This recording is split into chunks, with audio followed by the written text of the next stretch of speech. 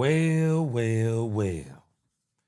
So we're going to continue to talk about this bad Dallas Cowboys defense and what can they do to fix it. Let's go.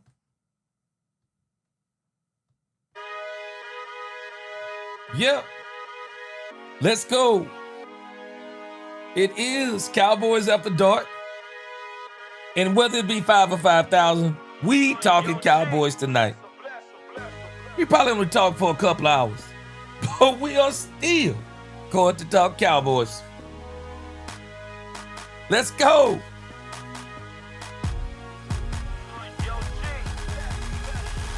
Welcome, Cowboy fans, Cowboy haters alike. I'm the G. I'm the host of Let's Talk Cowboys, where we talk facts. And as you come into this live stream, please hit that like button, hit that share button, hit that notification bell, and please become a subscriber if you haven't already done so. And if you see that HYPE button somewhere, please hit that too, so we can push this out into the YouTube algorithm. And so now, let's talk facts. So we're going to kind of continue where we were today. We've already watched the Matt Eberflus presser. We're going to watch this thing on 105.3 The Fan about the bad Cowboys defense.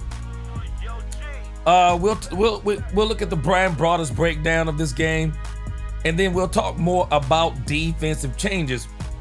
There was a guy on earlier. It was the first time I'd seen him. I hope he comes in tonight. His name was Rich Lloyd. I was trying to figure out where did he get what defensive formations the Cowboys ran.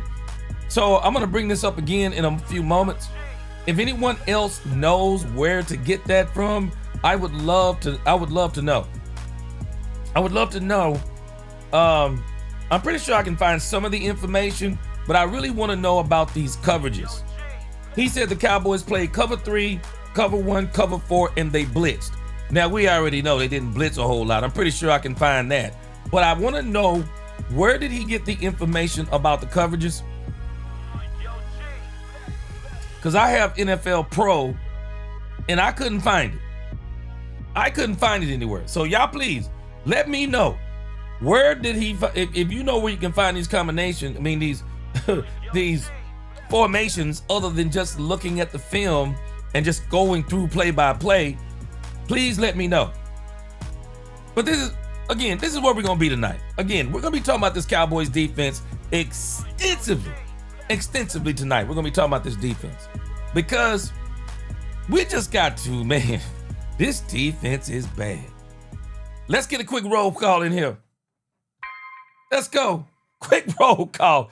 It cannot be real that Angie is in here at midnight. It can't be real. What is going on? Derek G up in this thing. Dolores Betty Boop, how you doing? What's going on? Doomsday Cowboys, what's going on? He says, this is not going to be a blowout. The Cowboys going to be ready. Hello, Cowboys family. Doomsday Cowboys. I think this game is going to be great. I'm not going to be surprised if the Cowboys winning. I'm just not. Richard Villegas, what's going on? Lee Grant, what up? The real estate vet, what's going on with you? Got your coffee ready? Yes, sir. Richard Owens in this thing. Lou Dog, what's up with you? Lonnie Cabal, what up? Mark Davis, let's get it. What's going on? Lock and D, what's going on? That's a play on Lock and Key. I got it. What's going on? Mr. 72 Chevelle, what's going on from the East Coast? Michael Tyree, what's going on? Lolly 2011. My sister, Lisa Worley, what's going on? You know what? I called Jared the #1 Dak Prescott fan. Lisa Worley, the #1 Jalen Tolbert fan. What's going on with you, Lisa Worley?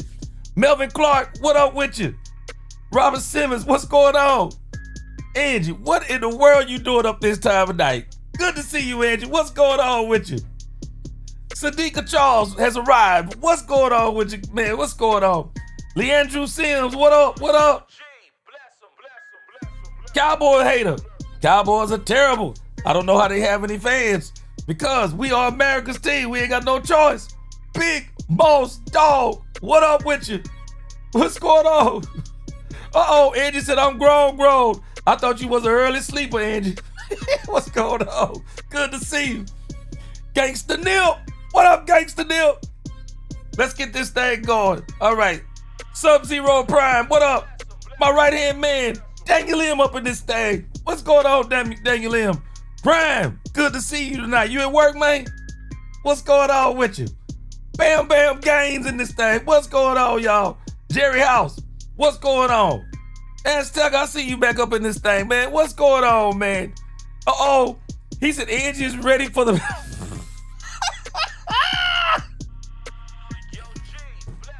Boy, I can't. This dude, Aztec, said Angie is ready for the midnight show with a Jalen Tolbert jersey on.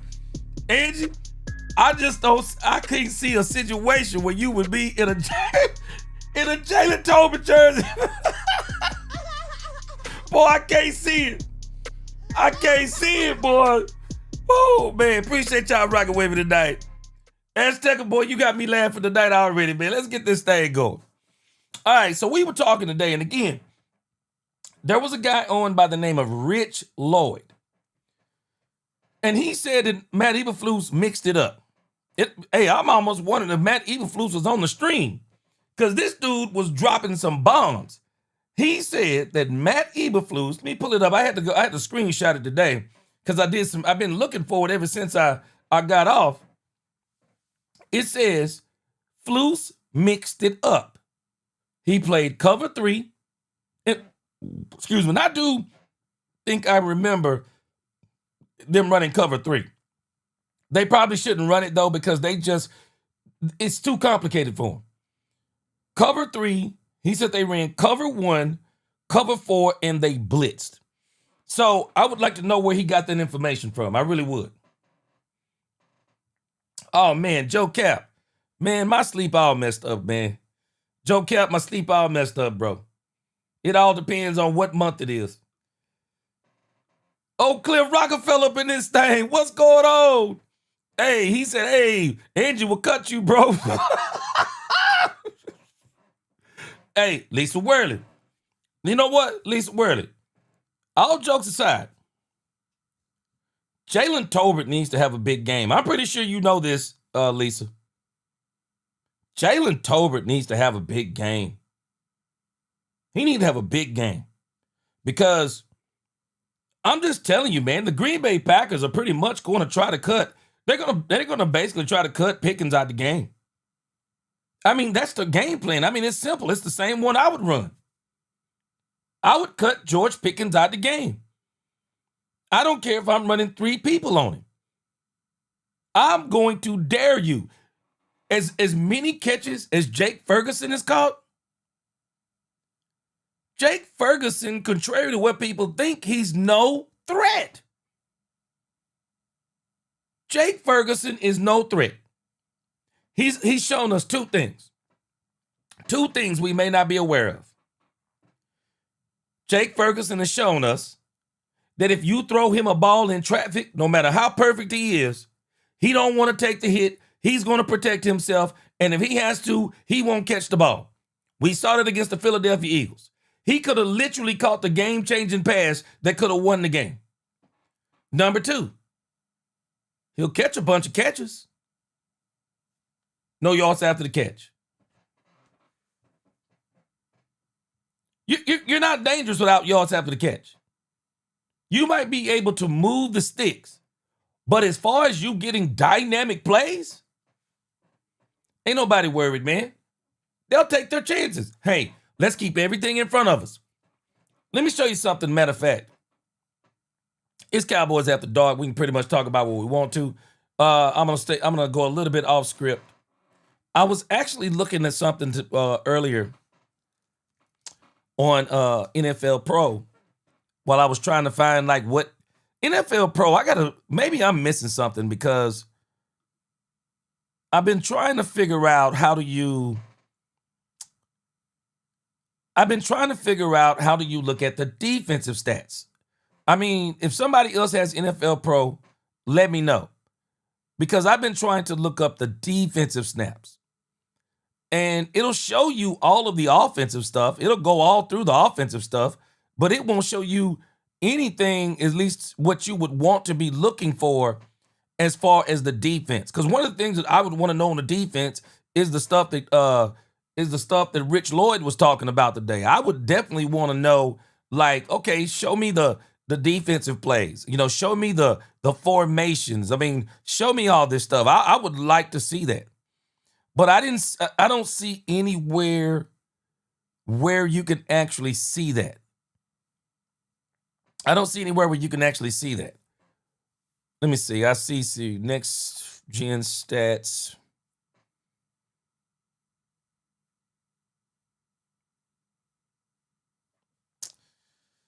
Let me see here. Let me pull up something else first, and then we'll look at the Dallas Cowboys defense. But I was looking at something today that was pretty astounding to me. Let me see here.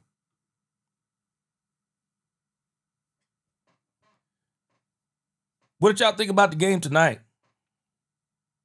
The game tonight had me rolling because, man, them doggone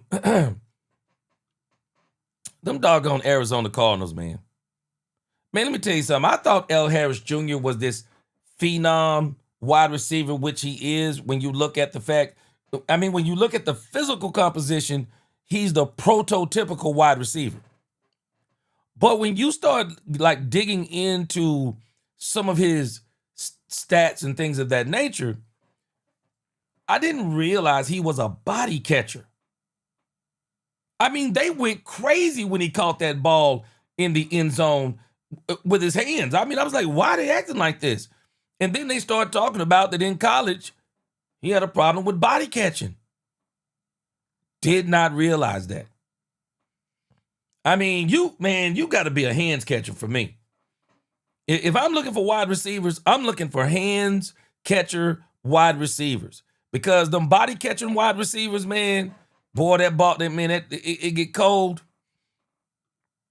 It gets cold, and I'm telling you, man, they're not the same. All right, let me show you this thing on Jake Ferguson. Looking at the NFL insights.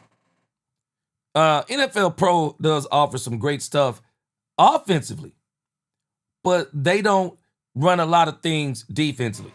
Okay, Big Rumbowski, let me see what you got here. Big Rumbowski said you were wrong earlier. You definitely can simplify cover 2 in the NFL. Okay, that part.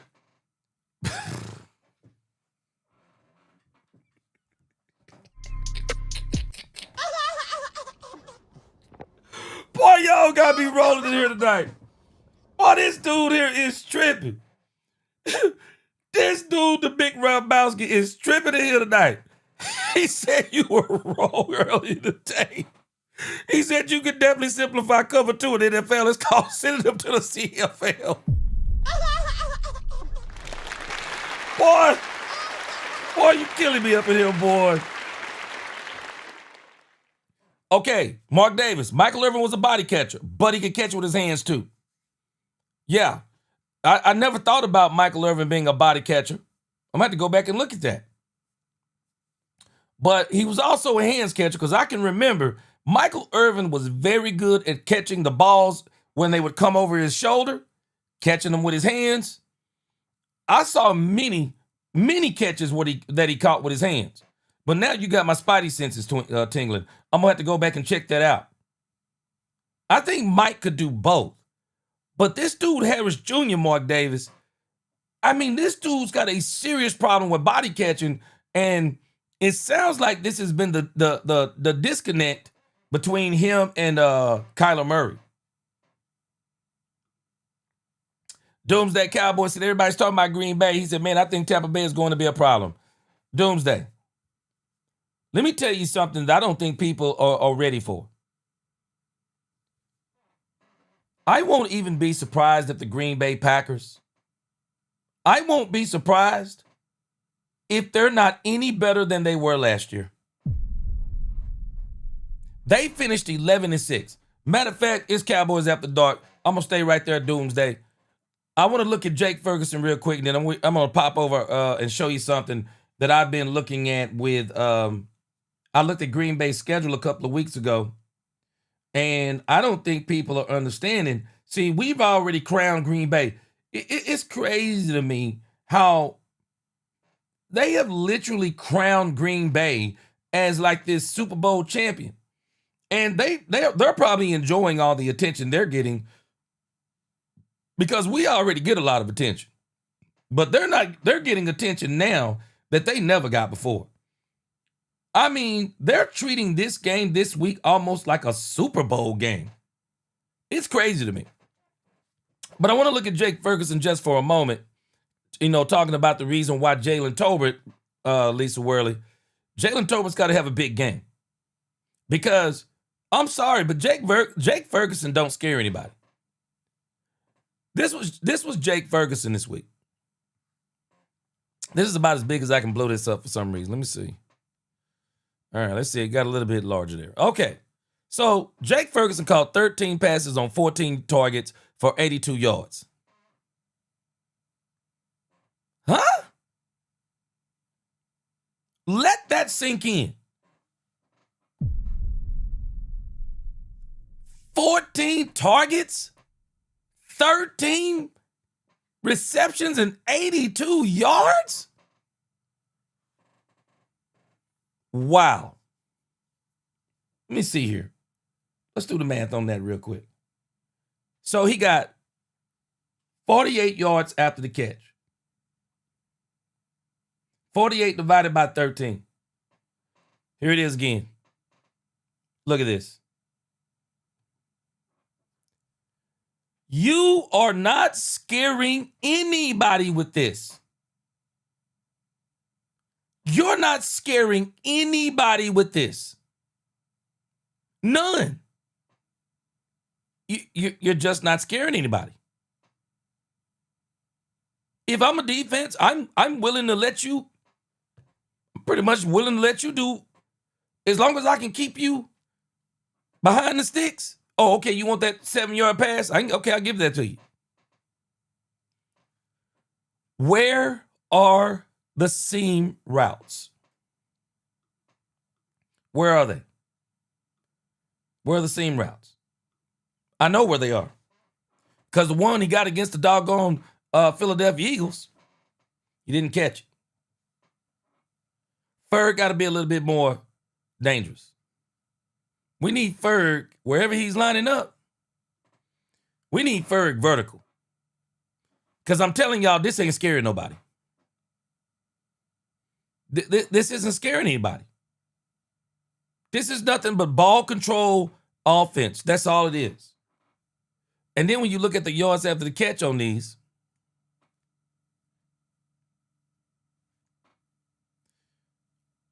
this one here, this one here was nothing but a little short pass. He kind of went out past the line of scrimmage and look, not a lot. Look, here it is again. Boom, not a lot. Here he is again, line of scrimmage. Boom, not a lot. Look at this catch right here. Catches it. It looked like he went backwards. Got this one right here. And I wonder if that's the actual miss because it's grayed out. So didn't get that one. Got this one, little loop-de-loop. And that isn't even yards. That's inches after the catch. Then he gets these little short ones. These aren't really big runs. He needs to be catching further down the field. And this is what defenses are doing. I'm going to show you some stuff on this NFL Insights I was looking at today, and I was like, no wonder the Chicago Bears were able to beat us. Man, this is a copycat league. Once teams figure out how to stop you, they look at how another team stops you. If they have the personnel, they'll stop you the same way and even worse. But if you look at Jake Ferguson, look at this. These are these are trash yards.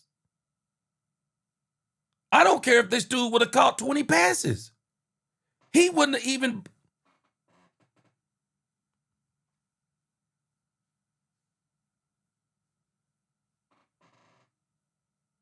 I mean, this dude, even on 14, it's 6.3 yards per catch. I mean, if this dude would have got 20 receptions, it would have barely been $110. Bro, you got to be more dynamic than this. This is the reason why we only scored 14 points, gang. The Chicago Bears, we committed a turnover.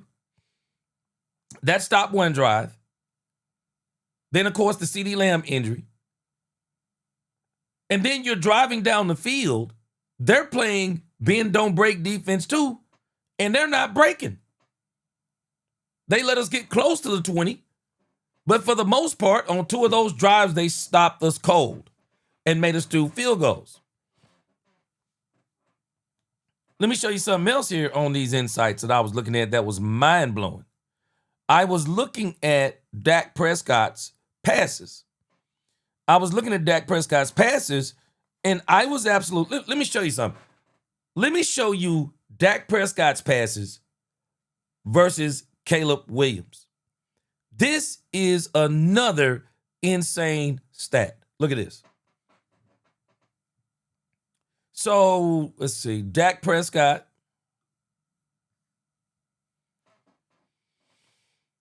I don't know why this isn't centered. So, Dak Prescott was 31 of 40. 251 yards? What?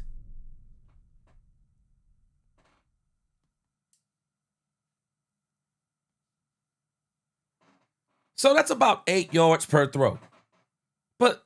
But look at this. Look at where they're all located.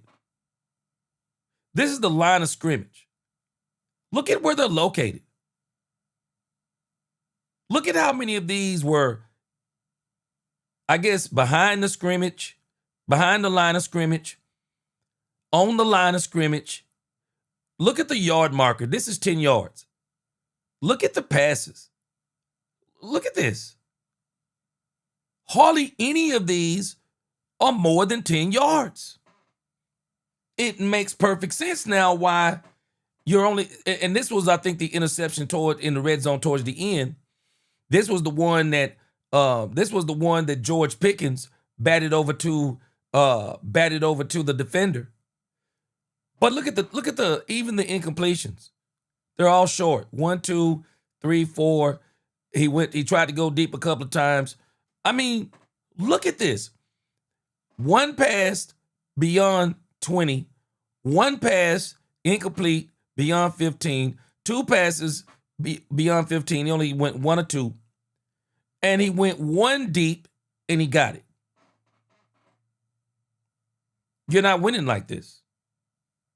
You are putting yourself in danger playing like this. If you're going to just 40 times, and of the 40 times you throw, only 3 of those go beyond 10, or look, what's this? 1, 2, 3, 4, 5, 6, 7. So 7 of the 40 passes only went past 10 yards. You only got 1 pass, 2 passes past 15 yards, and only 2 passes past 20 yards. You're not beating a lot of teams like this. This is exactly what you want, because the more you do this, the more chances of this nonsense happening. The more chances of this nonsense like this happening. And so, man, just looking at these insights, man, you can quickly figure out how a team lost the game. Let me show you Caleb Williams, though. This is the part that's fascinating. Look at this dude, Caleb Williams. This is a crying shame. Look at this. This is what the Dallas Cowboys defense let Caleb Williams do. Tell me this isn't insane, gang. Tell me this isn't insane. This is the range you want Dak Prescott in. 28 passes. That's what you want. 298 yards.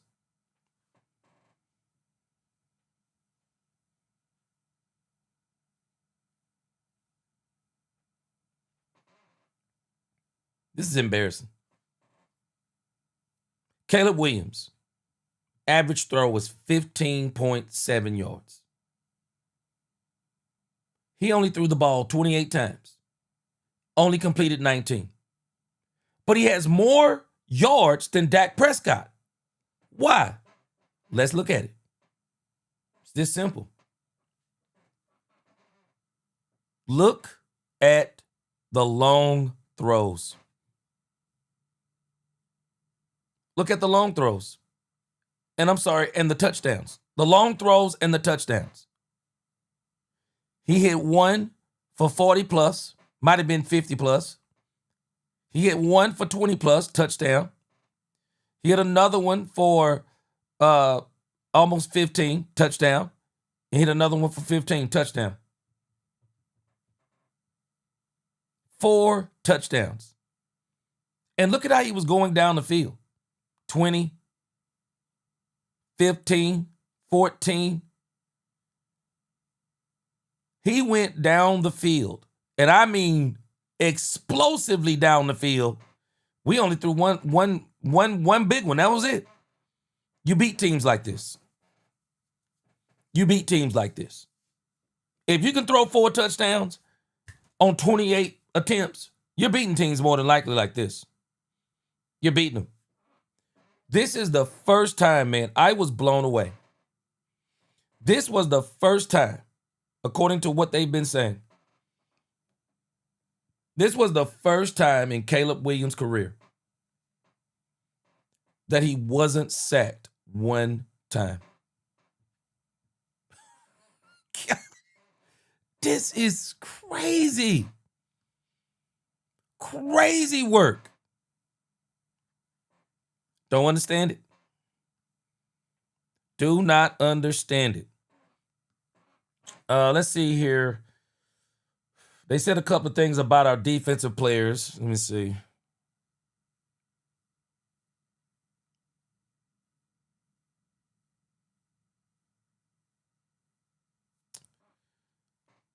Let me see what they're saying. They are saying,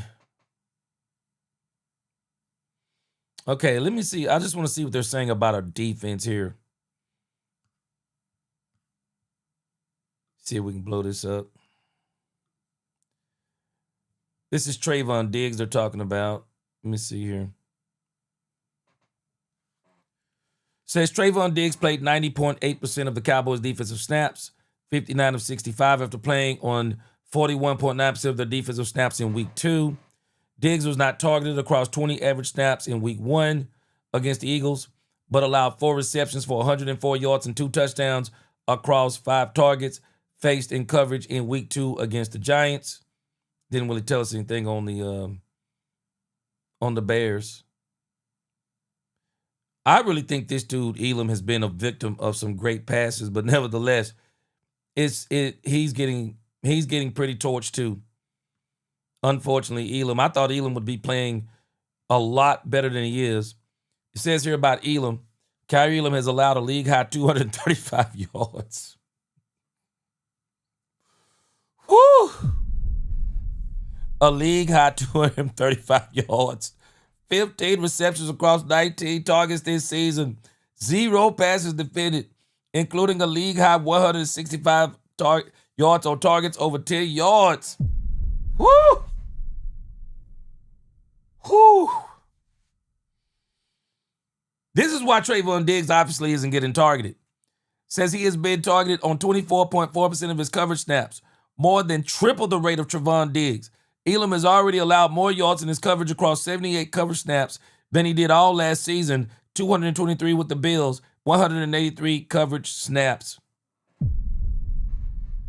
Whew. Telling us, man, this defense is bad. It's bad.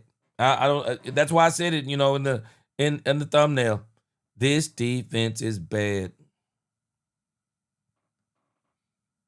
And the thing that was so frustrating today was to hear Matt Eberflus defending rushing 4 and dropping 7. Boy. That is tough, man. That is absolutely tough. That's tough business right there. I don't know how else to slice it. I really I thought that Kyrie Elam was going to be way better than he is. Antoine Bates, what's going on with you, man? He said, I think Dak Williams Dak, Williams, and Pickens have to run this table. I don't trust this defense. Facts. This whole thing has been put on Dak Prescott's back again. This whole thing has been put on Dak Prescott's back. That's it. It's either Dak or nothing. Daniel said, hey, G, you want to know what's funny tonight? He said, I watched Thursday night football game tonight, and Darnold looks like he better than Kyler Murray, which is crazy work, G. Man, let me tell you something that was crazy. But you know what was even more insane about this game? Explain to me, how do you dominate a football game and only score 20 points?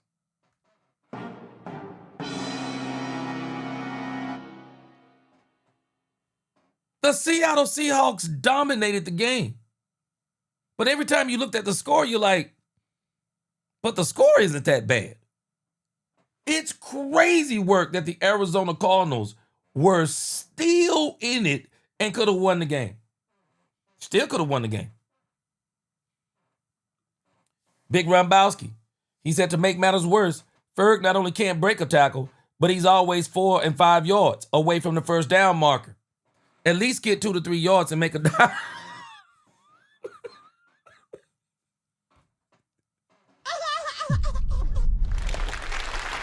He said at least make a dive if nothing else. Move the dang chains. Lisa Worley said all his catches was less than 5 yards. I'm telling you, this dude is leading this thing, but he's not really catching a lot. I mean, he's not. He has no yards after the catch. I'm not worried about a tight end like that. Daniel M. Yeah, Ferg got to step up, man. He's got to get some yards after the catch. Lee Grant said Ferguson is only successful if it's 4 more receivers. Man. Angie. Dak got to find a new safety blanket. That's not Ferg. Angie, I'm hoping. I'm hoping what's going to come out of this game. I'm hoping that Dak Prescott and George Pickens gets a connection. So by the time the CeeDee Lamb comes back, we don't have to worry about Dak Prescott throwing the football every pass or the majority of his passes to CeeDee Lamb. Calvin Richard, what up with you? Good to see you, man. Appreciate that super chat. Calvin Richard said could have just kept Kelvin Joseph for that kind of production. Yep.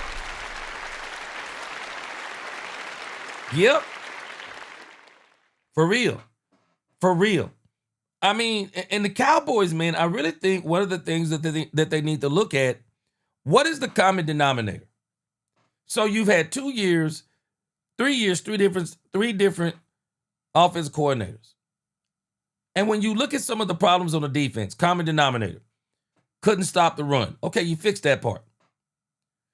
But also some of the big plays down the field. It's been a problem too, big plays down the field over the last 3 years.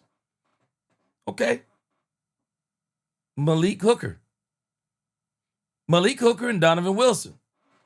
And if I'm not mistaken, didn't Malik Hooker play with Eberflus over in Indianapolis? This may be one of his issues. Angie, you know what's crazy? Angie said that's Tecker. Ferg scared to get hit.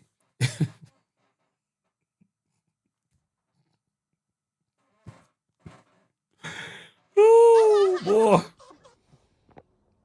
Angie said Ferg is going through a middle thing football-wise. Angie, I'm going to tell you what's going on, at least what I can see with Ferg. Ferg to me has a dad bod. I mean, a tight end ought to just be, man, he just don't, this dude don't seem like he's in the best of shape to me. He just don't seem like he in the best of shape to me. Doomsday said, yeah, G, I thought it was a vanilla game plan from Shotty in Chicago. Doomsday, you know what happened? CeeDee Lamb goes down, second drive of the game. It changed everything. I think Shotty was not confident enough in everything after Pickens and Lamb. He was not comfortable going with anyone else. And I think it spoke volumes to yesterday when we were listening to his press conference. And he said, he was talking about how good Ferg has been, and also said, yeah, man, and Ferg, get ready because he's got to have a big game. A big game? Ferg? Bro, if we call catches a big game, boy, we in for a rude awakening. Booby D, what up? You got your coffee? What's going on with you? Dang Liam said if the Cowboys are going to have a shot of making a run, Dak has to be better than the deep routes. Well, let me say it like this. You got to ask yourself, though. Let's go back to the diagram today. Let me just show you. I'm gonna give Dak Prescott the benefit of the doubt. And I'm going to show you why I'm going to give Dak Prescott the benefit of the doubt. I'm going to give Dak Prescott the benefit of the doubt for this very reason.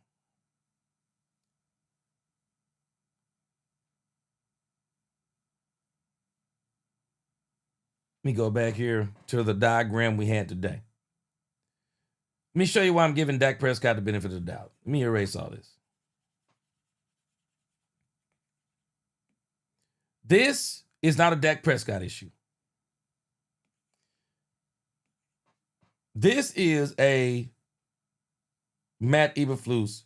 I mean, this is a Brian Schottenheimer issue. Dak Prescott right now, if I'm not mistaken, is leading the league in tight window throws. This is the same dumb stat that Dak Prescott was leading the league in last year. While this is a stat that, this is one of those stats where, if you want bragging rights, if you want bragging rights and you want everybody to know, yeah, man, Dak Prescott, he's an accurate thrower. Man, I don't care nothing about him being an accurate thrower. I already know that Dak's an accurate thrower. But Dak Prescott said this. And matter of fact, we're going to listen to a Dak Prescott press conference here in just a moment. So let me show you what Dak Prescott is seeing when you look at this diagram. Chicago did it. The Giants did it. And every team is going to do it until Brian Schottenheimer, not Dak Prescott, until Brian Schottenheimer does something about it. When Dak Prescott looks out, let me show you what Dak Prescott is seeing. If Dak Prescott's wide receivers run out, so first of all, we got CeeDee Lamb. So this is CeeDee Lamb running his routes. Let me show you what other teams are doing better than us. When CeeDee Lamb runs his route, they're going to make sure they're going to cut this lane off from Dak Prescott. The cornerback is going to make sure he's going to cut this off from Dak Prescott. And the safeties, they're going to cut this off from Dak Prescott. The only way Dak gets anything in here, and we saw this against the Eagles, and CeeDee Lamb dropped the passes. That when CeeDee Lamb breaks into these little bitty spots, well, the only thing Dak Prescott can do is get him in a tight window. It's dangerous. The more tight window throws you throw, the more dangerous it is. We're literally forcing Dak Prescott to throw it in the tightest of windows. We're forcing him to do it. They're doing the same thing with George Pickens. They're getting the safety. They're getting the cornerback. With George Pickens, it's simple. They're going to cover everything that George Pickens does short. If George Pickens wants to extend the route, they're going to make sure they're both going to keep him. And one of the things that they're doing, they're not giving Pickens as many inside routes as we give up. No, they're pushing George Pickens out. And they're going to make sure that if Dak throws it, again, tight throws to the boundary. He's not going to do it. This is not a Dak Prescott problem. This is a Brian Schottenheimer problem. Now that, like the Cowboys said, they've all been saying this. Okay, now we know how teams are going to cover us. So now it is Brian Schottenheimer's job to figure out, well, how do I stop them from this kind of coverage? How do I stop them that when Dak Prescott looks out, not only when he looks out, let's not even disregard how teams are rushing at the Cowboys. We've already seen this. And probably where we're having our most problems is they're coming right off the edges of Dak Prescott. So he can step up. But even then, how many potatoes are we counting? 1 potato, 2 potato? I mean, how many are we counting? So because they're taking everything deep from the Dallas Cowboys, what's the alternative? Ferguson, in these little poo-poo routes right here, all this little stuff right here, or these crossing routes right here. This is all we're getting from Turpin, Tolbert, and Ferguson. We're either getting these little things here, these little short things here, these little stop routes here, or maybe you'll see a little short, like George Pickens tried to run. Maybe because they got the bracket coverage, you'll see George try to do a little short out. CeeDee Lamb is the one who kind of tries to get in those spaces and sit in those pockets. And again, is still forcing Dak Prescott to throw tight throws. So the only thing that Dak Prescott is left with the time that he has, based on the way Steele and Guyton, even though we're saying they're playing pretty good, it's not like they're giving the most time out there. So when we think about everything that we're seeing, man, this ain't a Dak Prescott problem. This is not a Dak Prescott problem. This is a Matt Eberflus problem. And I'm a little bit, not Matt Eberflus, it is a Brian Schottenheimer problem. And I am a little bit surprised. that Brian Schottenheimer hasn't kind of figured this out, because you can beat these coverages. You can absolutely beat these coverages. We talked about it before, but Brian Schottenheimer can beat these coverages. It's just going to require, man, you got to go in your bag. Bottom line. You have to go in your bag. You can beat these cover twos. You can beat this shell coverage that Vic Fangio runs. You can do it. We talked about this before, how to beat that Vic Fangio defense. You can beat that Vic Fangio defense. But one of the things you have to do is you have to be very aggressive, as in the motion. How much motion are you going to run? We got to be willing in the game to run every time we get out there. We got to be willing to run motion 80% of the time. Sometimes I just wonder, why do we not commit to certain things and just be very purposeful about what we're going to do?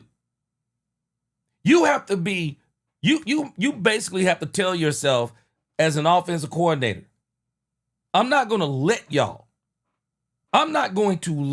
take George Pickens out of the game. This is a chess match. It is an absolute chess match. So you have to basically say, I'm not going to let you.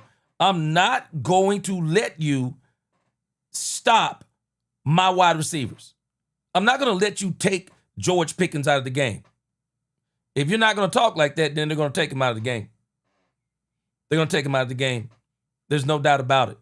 So one of the things you have to do with these cover two shells, put people in motion. Overflood one side of the field. Make them shift. Make them move their coverages. Make them do it. That's what they're doing to the Cowboys. That's what they're doing to the Cowboys. As bad as our defense is, they're doing it to us. They're putting us in situations to where they know we can't defend. And one of the ways you do it, try to figure out a way to get Donovan Wilson playing center field. You get Donovan Wilson playing center field, you got him. You got him. Angie said as soon as he play Flus interview again, I'm calling it a night. No, we ain't playing Eberflus again. Eberflus has been we've already heard, we need to hear from him, Angie. He's already proved, or at least based on what he said. He's already said that Hey, I just think you can be successful from rushing 4 and dropping 7. You can with the right personnel. We don't have the personnel. Azteca said it's nothing new, G. Even during the Romo days, we always played down to an inferior opponent. It's still happening today. It's sickening. And Azteca, you know what's crazy? I'm not going to be surprised if we play one of the best games of the last 4. This might be the best one. Missing players. This may absolutely be one of the best ones, if not the best one. Let me tell you, it's going to be a slugfest. It is going to be a slugfest. And it's going to be a slugfest because the Cowboys are going to be determined to not let Michael Parsons get a sack on Dak Prescott. And everybody's underestimating Kenny Clark. And Kenny Clark is going to be determined to blow up the offensive line. He's going to be determined to blow up the offensive line of the Green Bay Packers. Man, it is going to be a slugfest. I don't think this is going to be what people think it is. This is going to be a slugfest, especially now that you got a team like the Cleveland Browns who came out there and beat the Green Bay Packers. Ryan said, if you think about it, our defense could be a lot worse if we could not stop the run. We aren't allowing 40 burgers like before. Ryan, it could be a lot worse. Poobie D said Elam might have to pack too. Yeah. I talked about this early on. I told y'all about this bend don't break defense. I've never been a fan of Rod Marinelli. I'm sorry. I just never been a fan of Rod Marinelli like that. I don't understand the Rod Marinelli talk. I just don't understand why somebody brings him up like he's a historically great, defensive coordinator. I don't get it. Poobie D said Trey McBride is a better tight end than Ferg. Yeah, but see, the problem is, like I said earlier, Poobie D, see, Ferg, for whatever reason, Ferg is a made man. The Cowboys had already determined that they were not going to let him compete. He's a made man. Poobie D said, I watched both defenses and they even line up better than ours. It just looks different. Yeah, we line up like we don't know what we're doing. Bam Bam Gaines said, what happened to the seams ball down the middle that Ferg and Dak are known for? Again, here it is. I'm showing you what the problem is. Dak Prescott talked about it. When Dak Prescott, this shell defense, this cover 2 shell, is exactly what they say it is. If you could look at it, this is it. It's a shell. It's designed, and for whatever reason, we can't run it. It's designed for nothing to get back here. It's designed that these down linemen ought to get enough pressure on your quarterback that he don't even get to let anything develop back here. It's designed that everything he throws, I can tell you the problem. Bam Bam, it's designed that everything he throws has to be here, here, here, here, or here. That's pretty much the only thing he's getting. That's how it's designed. If the wide receivers are going to beat the corners, it's got to be quick out routes. And even those are dangerous because if he makes one step, if he kind of times it, he might step in and get a pick 6. Brian Schottenheimer has got to break the shell. You have to break the shell. You can't just let people just keep running it on you. And we, for whatever reason, we just keep letting people run it on us. But one thing I do say, and I'll give Brian credit. I do believe that Brian Schottenheimer is the type that, at least what we've seen in the past, Brian is the type that he's not as stubborn as Matt Eberflus or as Mike McCarthy. Brian is the type of person that he's willing to look at what the league is doing sometimes, and he'll incorporate it into his own thing. All right, so let's look at this thing on 105.3 The Fan. Let's talk about the bad defense of the Cowboys. And it looks like on here there's somebody named John Owning. Talks about the Cowboys, Packers, and the defensive adjustments and the personnel problems. So I'm going to assume that he's probably talking about the Cowboys in this. Let's check it out. John Owning of Pro Football Focus. Okay, Pro Football You can read Focus. his stuff. I mean, he's doing a heck of a job. He's watching the tape. He's breaking down all the numbers. He's now doing a podcast with Nick Harris of the Star Telegram called Cross Chop, which I am enjoying. And a good afternoon, John. How the heck are you? Doing well, doing well. It's a nice, cool day out here in Sacramento, so I'm feeling good. How about y'all? Well, yeah, we're feeling pretty good, you know, trying to figure out what to make of this Cowboys team and if they got any chance in HE double hockey sticks against this Packers team with all these injuries and how they've done so far. What are the numbers saying about how much of a mismatch this is? I mean, honestly, it's not looking great, especially because the Packers' strengths kind of line up with the Cowboys' strengths. I mean, the Packers' defense has been playing at an exceptionally high level this year with he who must not be named, Rashawn Gary, and the rest of the crew. And then I think the Cowboys' defense is playing so poorly right now that you can't really project any offense to do poorly against them. They're just too many miscommunications, too many coverage busts, too many big plays occurring. So it's just, on paper, at least, a really, really bad matchup for the Cowboys, especially when you throw in the fact that they're going to be without CeeDee Lamb and Tyler Booker.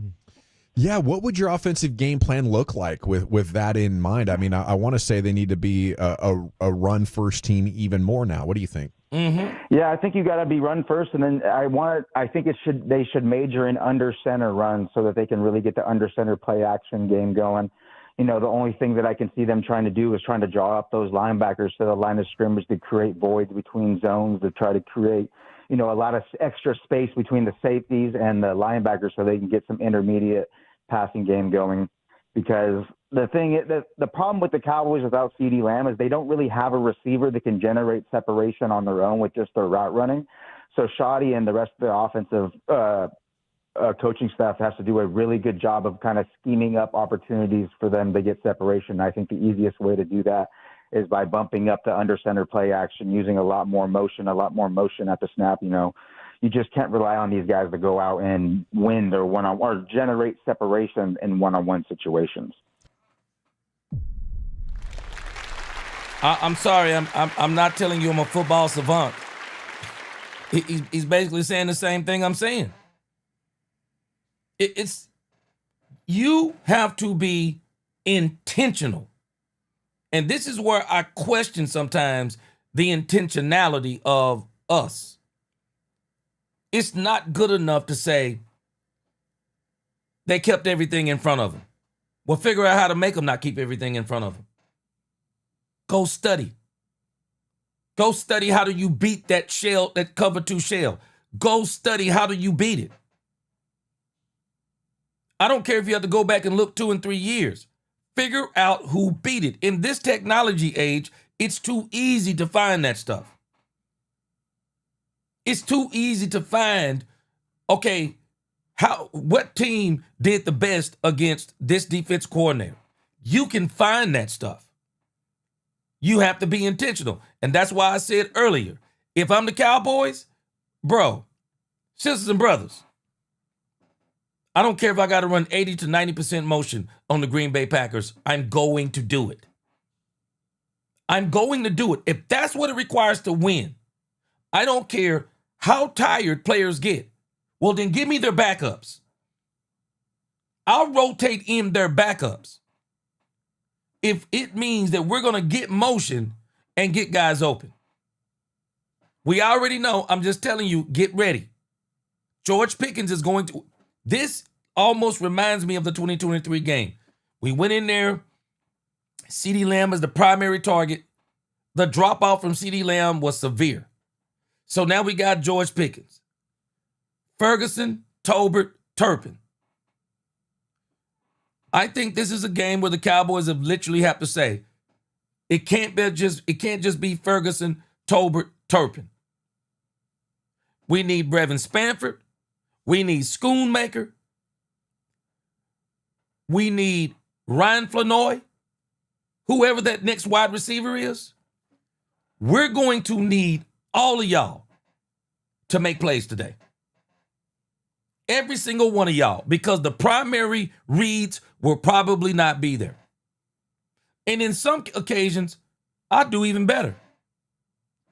How about we don't let George Pickens be the primary reads in some of these? Make them feel like he's gonna be the primary read. Line a wide receiver up on the same side. Let that receiver break the route off, and then you hit that receiver. But you have to be intentional. You have to show Green Bay that if you take away George Pickens, we can still pick you apart. And then when you pay attention to these other receivers, then we're going to hit you with George Pickens, and we're going to scheme him open. Exactly what I was saying earlier. You got to be intentional. There's no other way to do it. My game plan for this is simple too. Hunter Lipke is going to get about 45 to 50 snaps on offense. We're going back to the 90s. Hunter Lipke is going to be my up back. My fullback in this game is going to be Hunter Lipke. I don't care if you do it 25 times. Hunter Lipke needs to be a fullback in this game. He needs to be an absolute battering ram for Javonte Williams. A battering ram. And if I was him on the run plays, I'm running to wherever Michael Parsons is, and I'm telling Hunter Lipke, seek out Michael Parsons. I would line Hunter Lipke up in the backfield even. I'd run split backfield on passing downs. Hunter Lipke, your job is Michael Parsons. I'm telling you, man, the Cowboys have got to be very purposeful if they want to win this game. I just wonder sometimes if we're real lazy or dogmatic about who we are and what we can do. Because if you're going to adjust team by team based on your own personnel, man, you got to get all hands on deck, man. And you got to stop just relying on whoever your top guy is. Mark Davis said, hey, G, Shotty to me just got that gift of gab. All gas, no brakes. Well, I've been talking about this. We got to get Shotty to the point of, we got to get him to the point to where it's not just talking, but it's doing. Now, he's been talking about all these changes. I'm not going to believe no change until one in particular I see. Donovan Wilson and Malik Hooker on the bench. When I see that, I believe Shotty is doing what he's supposed to do. Big Rombowski says Shotty's idea of how to architect a passing game might end up being stale as Mike McCarthy's. Well, I can tell you this, it's about to be put to the test. There's no way you can tell me that you can't scheme wide receivers open. You can. You can. Ryan said defenses are still playing us the same way with Pickens. They making Dak having to throw in a tight coverage. I thought we had elite receivers, defenses that aren't respecting us enough. Yep.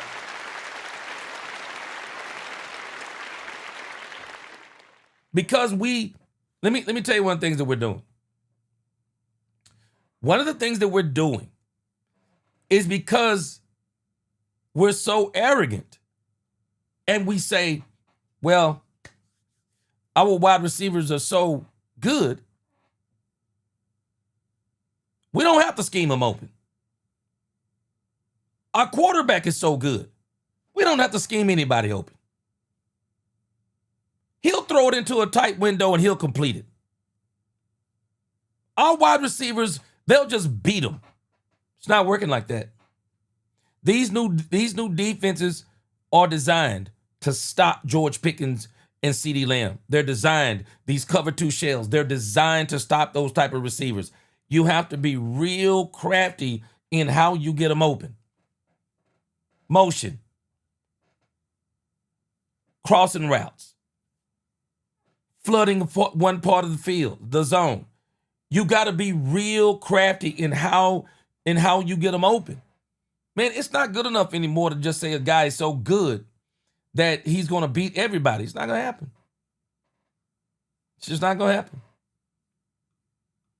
When it comes to this defense, John, I know you've been breaking it down, and you and Nick did an awesome job on the Cross Chop Pod. But, man, I mean, for our listeners, what'd you see against Chicago? And I know that Shotty's mentioned maybe making some personnel changes.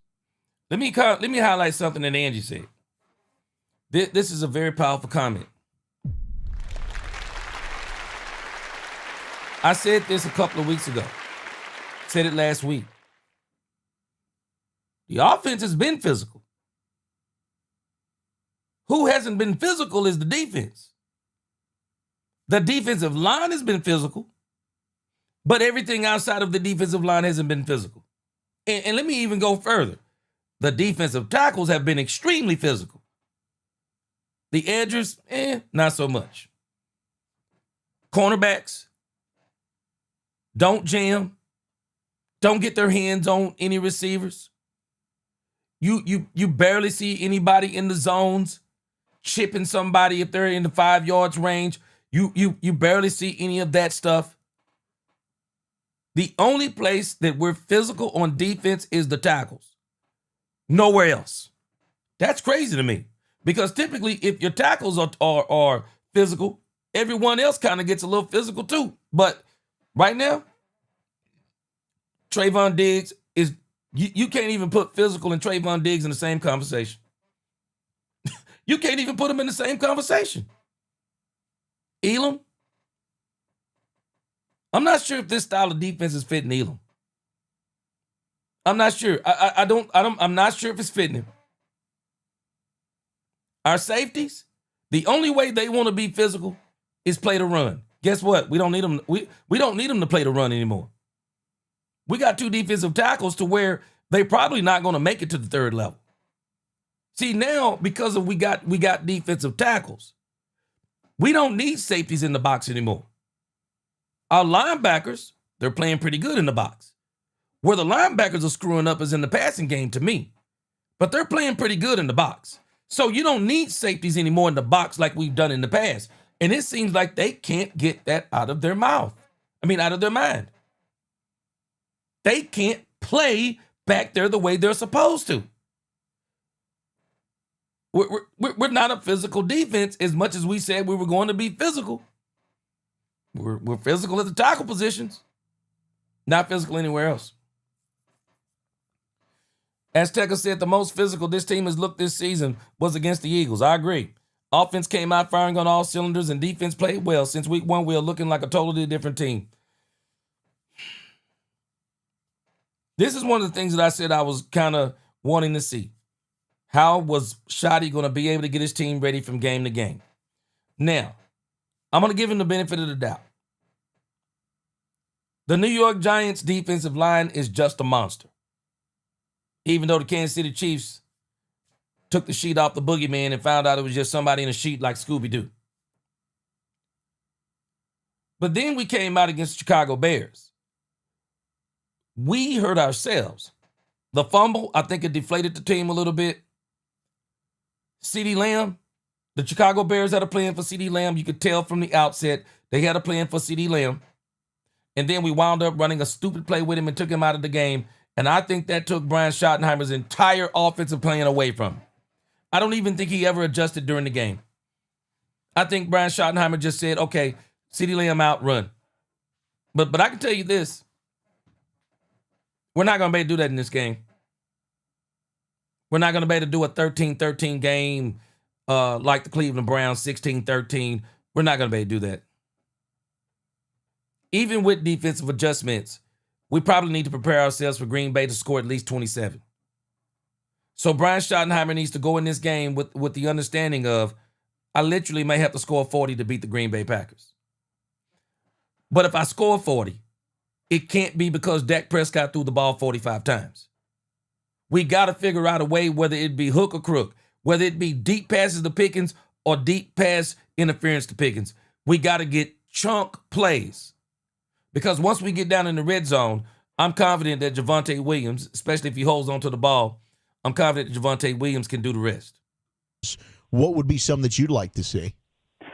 Definitely. I think there's definitely a few, I kind of put out a tweet going over the changes I would make, and I tried to keep it within reason because I think throughout Eberflus's entire career, he's kind of shown that he's going to maintain his overall schematic philosophy really no matter what. When he's had great defenses, when he's had bad defenses, or anything in between, it's kind of been with the same scheme hierarchy. So I tried to stay in there. And the first thing I think that's obvious is... Now, see, I didn't know this part. This is the part I learned today. I learned this part today, that Matt Eberflus is stubborn. I learned that today. So, okay, he's already known it. Take out Sam Williams and insert Jadeveon Clowney as that close side defensive end. I think Sam Williams has left a lot to be desired, both in the rushing the passer and the run situations. Against the run, he's extremely undisciplined. He's jumping out of his gap. He's peeking into his wrong gap. He's not setting strong edges consistently, and that's really hurt the Cowboys at times. And then as I'm rushing the passer, he rushes so often. I kind of stole this from my friend Landon McCool, but he kind of rushes like he forgets he has hands sometimes. I put up a GIF on my Twitter of him doing a bull rush, and he doesn't drop his pad level at all. He doesn't try to use leverage. He just kind of rushes chest to chest and tries to get into really just like a shoving match. He's not using any of the mechanical advantages that a defender has when they're rushing the passer to his advantage. He's kind of going through the motions a little bit. He has his most successes when he really uses speed, but he just doesn't use that often, and it's really disappointing to see from someone who has so many physical advantages. He's so fast, he's so big, he's so strong, but he just does not use them to their optimal ability nearly enough. And then another really obvious one, I think, no, maybe not obvious, but with Deron Bland, seems like he's coming back this week. I think you insert him for Kyer Elam, not Roddy Stewart. I think Stewart has shown that today too. Been a pretty good, really slot defender for you. He's one of the few guys who hasn't had a ton of really miscommunication or bad coverage busts since he's been inserted into the lineup. He's done some good things in run support. So I think Kyer Elam is the guy you kind of take out and put Deron Bland as that outside corner and leave Roddy Stewart in the slot. Yep.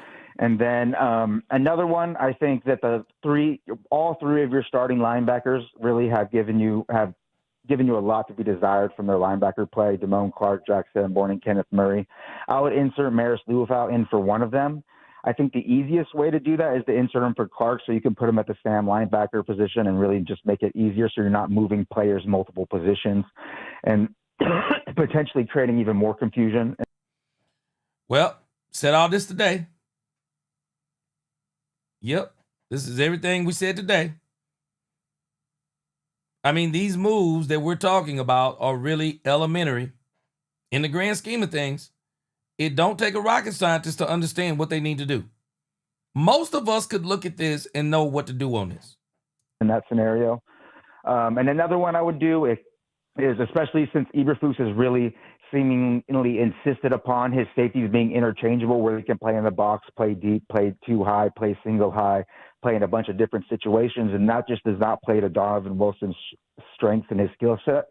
He's more of someone who plays really, I think, exceptionally well when he's in the box, but when he's playing deep or split safety responsibilities, he just doesn't have the deep awareness of all the different routes and combinations and how they develop and how to maintain space and how to stay over the top of all the passing threats. Probably Wanye Thomas. All those simple rules. I just don't think he really does at a high level right now. So I would insert Wanye Thomas, even though he's going to give you a little bit less against the run. I think he'll shore up at least a little bit against the pass. And then some of the little schematic differences I would do is I would definitely increase the blitz rate.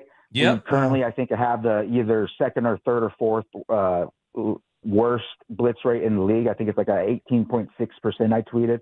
And I would like to see that bumped up. You know, it's not going to be something that we're going to get into the high 40s or mid 40s or high 30s. But if we can get into the mid to 20% range where we're going to be just right below the average of the typical NFL defense, I think that would be really positive, a way to create pressure. Because the Cowboys, when they blitz, they actually have one of the highest pressure rates when they blitz. They had a top 10 pressure rate on blitzes last time I checked, but they just don't do it enough. Another way that you can kind of generate pressure if you don't want to really harm that amount of numbers that you have in coverage is use sim pressures. And by sim pressures, that means you're bringing a second level defender, but you're dropping one of your defensive linemen into the flat or into the hook curl zone, for an example. And I think that's really a good way to mess with opposing offensive lines. And it's a good way to generate pressure with still only 4 rushes while keeping the continuity of your coverage intact. Right now they're at the third lowest, I believe, in the NFL at 9.1%. I would like to see that bumped up just a little bit to maybe the 15 to 18% range, get them still below the NFL average, but still much better than what they're doing right now. And then from a coverage point of view, just play more man coverages, more cover 1, more 2-man, and kind of limit the cover 2 and cover 4 stuff that the Cowboys have been really struggling to execute throughout this entire season. Hey, John, the thing that Stephen Jones after they made the Micah trade, they talked about, Stephen Jones came out and talked about, generating pressures, manufacturing pressures, stuff like that, creating pressures. And I was talking to an NFL defensive coordinator last night, and he was saying, hey, they talk about these things, and you mentioned it. They just don't blitz. He said if they're going to manufacture pressure, you're not going to do it with 4 rushers. You're going to do it with multiple rushers. Why would they tell us that that Flus can manufacture pressures and then not blitz this season? I honestly have no idea, and there's been a few things where it seems like there's a disconnect from what the front office and the executives want, and then what the coaching staff implements. I mean, it's on the other side of the ball, but I think Hunter Lipke is a really good example of that. They extend him. They talk about how he's going to be such a big portion of the offense, and he's going to have a real role, but he hasn't really touched the ball, whether it's as a receiver or a runner. He's just been kind of a lead blocker, and in my opinion, that's not even what he does best. He does best stuff when he's being involved in the short to intermediate passing game as a check down guy, as a guy who's maybe a short yardage runner in those situations. And he's just not used in that fast, and that seems to be a big disconnect with the front office. And I think it's kind of similar with you see with the blitzes. And, it really surprised me when Jerry and the executives kind of said that, because Eberflus has never been a guy that blitzed a ton. Even when he blitzed a lot for him, it was still in the it was still around league average, maybe barely above league average blitz rate when he was blitzing a lot for him. So it just didn't make much sense when Jerry was saying that. It kind of just seemed like he was saying something to kind of try to maybe quiet down the skeptics of the Micah trade, or I don't know. It just seems to be a disconnect there. John Owning, Pro Football Focus, with us here on The Fan. Now, I did a video about this about a few days ago. Yeah, C-Base, he said, G, you on to something. He said, I know you old school like me, even though you're a little older than me. These players today wouldn't like me. Yeah, they wouldn't like me. They wouldn't like me, bro. They couldn't play for me. Couldn't play for me, couldn't play with me. And, we talked about this. Miss Matrix in the chat. What's going on, my sister, Miss Matrix? What's going on? She said, hit that like button. Let me tell you something. What this guy said to me is one of the most powerful statements that we can say about this. Why would they hire Matt Eberflus?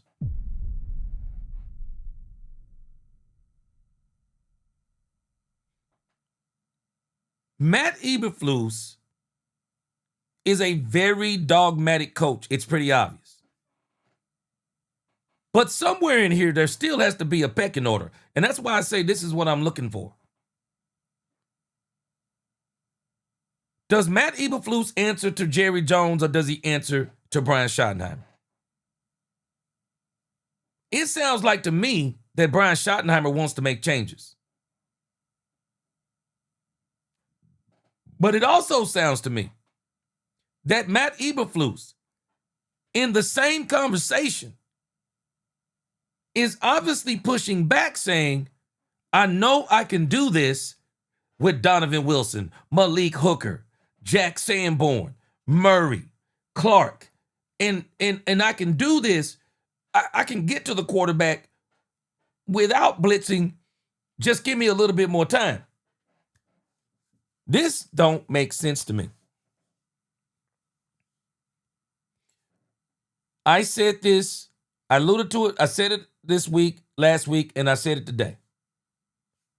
I'm wondering if this dude even matches Brian Schottenheimer. I don't think he matches Brian Schottenheimer's energy. To me, he doesn't match Brian Schottenheimer's energy. Brian Schottenheimer has said over and over and over, we're going to run multiple.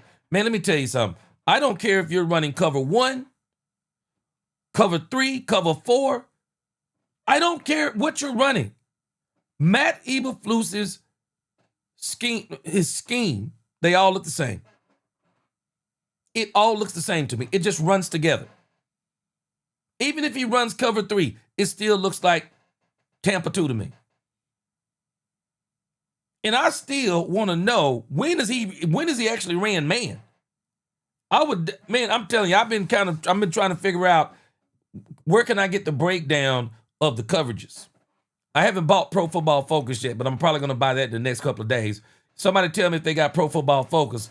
I want to know if Pro Football Focus breaks all that stuff down, because I'm not buying it. I'm not buying it. This dude's defenses, they all look the same. They can tell me anything they want to. They all look the same to me. This dude doesn't have the personnel. He doesn't have the personnel to run what he's trying to run. He just doesn't. And that don't mean that the personnel is necessarily bad. But we don't, and we're not putting the personnel in that could possibly look better trying to run what he wants to run. Now, doggone it, somewhere you got to give. Somewhere you got to give. I don't understand why would the Cowboys get this dude. I don't. I'm even more confused now. I don't understand it. This is a mystery to me now. I don't understand this. What do you think about Donovan Ezeraku and how he's played? I like a lot of the things that he's done against the run. You see him implementing different techniques depending on the player types that he's going against. When he's going one-on-one against tight ends, that's when you see him really take on and use shrug techniques or slip techniques after, stacking to shed the block, and that's really good. And then when he goes against bigger offensive tackles that he can't overwhelm at the point of attack, that's when you see him slipping blocks a little bit more. He's trying to stay slippery, not let them get their hands on him so that they can create movement and kind of widen the adjacent gap. So that's been something I really like to see. But as a pass rusher, I think he's just missing a little bit of the details. I posted a play that kind of epitomized the issues that Donovan Ezeraku has, and it was when he was going for his cross chop, one of probably his primary move that he used in college to create pressure. And he was shooting his hands and entering into his little Euro step where he thinks like he's going to one side and then he jumps to the other. He's doing it from too far away, so he has no way for his cross-chopping hand to land on the outside hand of the offensive tackle. It's too far away. He needs to close the distance, and what I've heard a lot of coaches say is step on the offensive tackle's toes. Not only does that put him in range to land his cross chop on that offensive tackle's outside hand, but it also incentivizes that offensive tackle to shoot their hands at him, which is, again, going to give him a chance to parry that strike with the chop, work to the edge, and generate pressure. I just think he's missing those little details, those little nuances of, spatial awareness with your opponents, when to throw your moves, how to pattern your feet, what stride lengths do I need to have so that I get into the right area when I'm ready to make my moves. Those kind of little small details. And I think once he gets those things cleaned up, we're going to start seeing the pass rush production really start to ramp up. Now, Donovan Ezeraku. This is the difference between him and Michael Parsons. See, Donovan Ezeraku was a technician. What makes Michael Parsons special? Let's use the word special. What makes Michael Parsons special is his athleticism and strength. Michael Parsons he doesn't need the technical skills of Donovan Ezeraku, because Micah one-on-one just says, well, I'm just going to beat this guy because I'm quicker, faster, stronger. So I'll just fake him inside and go out, dip down, and try to go under him and still get to the quarterback. He's quick, he's fast, he's strong. Or I'll dip him out and I'll go in. They're either going to dedicate two to me, they're either going to double me, or they're going to hold me.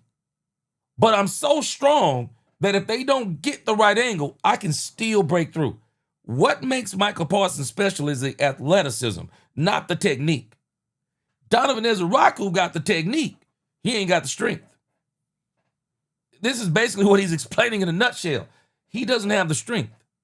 That isn't his game. He doesn't want to mix it up the way Michael mixes it up. I mean, we saw Michael Parsons a couple of seasons ago in the offseason wrestling a sumo wrestler. That's Michael Parsons. He's got that kind of strength. Donovan Ezeraku, it's not that he's not strong, because he's really strong. I've seen him working out. But when we start talking about that technique on the field, that's the part of the game that makes Michael Parsons special. And so that's why I was saying today, see, Donovan Ezeraku, he needs more snaps. Donovan Ezeraku was the type of guy at this point in his career, he needs more snaps so he can get his game revved up, so that he can keep sizing up players. He can keep sizing up and kind of figuring out what he wants to do in the game, because he's got a whole tool set full of moves. So he's one of them guys that got to let him get the reps. Michael Parsons, you can say, hey, Michael, We're going to bring you in just maybe on third down. The next drive, we'll bring you in on second and third down. The next drive, you'll do 3 downs or however many snaps. We're going to let you stay the whole drive. But Michael Parsons is at a point, especially right now in his career, that you could basically just insert Michael Parsons in on passing downs, and he'll come right in and be ready to go. Bam, bam, bam, bam, bam. It's not Donovan Ezra at this point in his career. But Donovan is making tremendous progress. But I wonder if some of that progress is being hampered because the Cowboys, man, this whole rotational piece they got and the way they're divvying up snaps, bro, to hear them today talking about, yeah, you get snaps according to how you practice. Well, doggone it, how's he practicing? Show. Man, how's he practicing? Got to do better. Got to do better. That's all I can tell us. Got to do better. But Donovan Ezra, we got to keep getting him reps. But at the same time, I think the lineup that the Cowboys need to be running, Jadeveon Clowney and James Houston. They're the 2 best pass rushers they have. Those are the guys that got to be running. Now, Jadeveon Clowney is going to help us because Jadeveon Clowney can play the run. He can play the run and the pass. Jadeveon Clowney is going to help us in spades. He really is.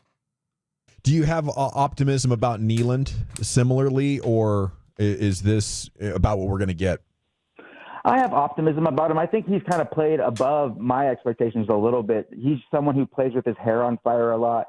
He plays with a lot of power rushing the passer. I would like to see him utilize his speed a little bit more to threaten the edge and not just be someone who kind of powers through the outside shoulder of offensive tackles so often.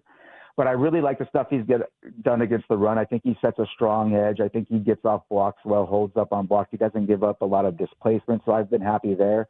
I just don't think he's ever going to be someone who's going to be an 8 to 10 sack type of guy. I think he's always going to be your B-level rusher who's maybe racking up maybe six. He's kind of the 5 to 8 sack a year guy, I think, rather than a guy who has the potential to be a double-digit sack a year guy. It's John Owning, Pro Football Focus. Looking at the numbers, which I do often, terrific work over there at PFF. It confirms Kenneth Murray is just, he's one of the worst players on the team. Who would have thought? Right? and that was the case last year in Tennessee. So I guess my question is whether it's this or the draft stuff that Wolchuk worked on and other people have built off. Does this Cowboys team have a problem with identifying defensive talent? It definitely seems so in recent years. The defensive talents they have acquired outside of really, Michael Parsons really hasn't gone extremely well. Obviously, Deron Bland was a big hit. It seems like they do a good job of finding those, day 2, day 3 defensive backs, but they've really struggled to hit on their front 7 players in recent years. And I really like Donovan Ezra. I think he's someone who's going to be a hit, but, Mozzie Smith, Marshawn Newland, I don't think up until this point has really played up to the second round draft capital and those type of things. Obviously, the linebackers haven't lived up, whether it's because of injury or what have it be. So, Van Der Esch, obviously, Smith. there's some disconnect there. There's some issues. I hate to put it all on them because there's been circumstances that they can't control, like Overshown, who would have been a hit, but he has so many injuries. And He's stuff. still a hit. So I think it's kind of a give and take. There's a little bit of everything, a little bit of bad luck, maybe some misidentification. Also, I think it doesn't help when you're changing schemes so much. So you're picking players for one scheme, and then you get transition to another scheme that maybe doesn't optimally take on their skill set, like a Mozzie Smith, for example, I think really fits into that. Yeah, John, I think you made some great points there with Micah coming back to town. What are some ways? Did I not say the other day, Mozzie Smith is a microcosm of one of the major problems with the Dallas Cowboys defense. I said this the other day. He's a microcosm of it. We went and got a defensive tackle in the first round by the name of Mozzie Smith out of Michigan. And for whatever reason, Mozzie was a great defensive tackle at Michigan. We got a defensive tackle that Dan Quinn didn't want. I don't even think Mike McCarthy wanted it. This was a Will McClay front office move. They wanted Mozzie Smith. So what do? Dan Quinn said, okay, I'll do you one better then. If you want Mozzie Smith, then Mozzie Smith is going to have to convert to the type of defensive tackle I want. I want a smaller, slimmer defensive tackle that gets up the field. Mozzie wasn't the defensive tackle to do that to. Number two, you don't draft a defensive tackle to mold him into what you want him to be. You get a defensive tackle that fits what your defensive coordinator wants. He loses weight in the first season. Then we turn around and get Mike Zimmer. Mike Zimmer lets him get his weight back up. He plays with Mike Zimmer. He starts to play better during the season. He was flashing at different parts. He looked better. What do? Just when we think he's progressing, we bring in Matt Eberflus. And what happens when we see Mozzie Smith again? Mozzie Smith done went on some kind of diet plan, and he's about 30 pounds lighter again.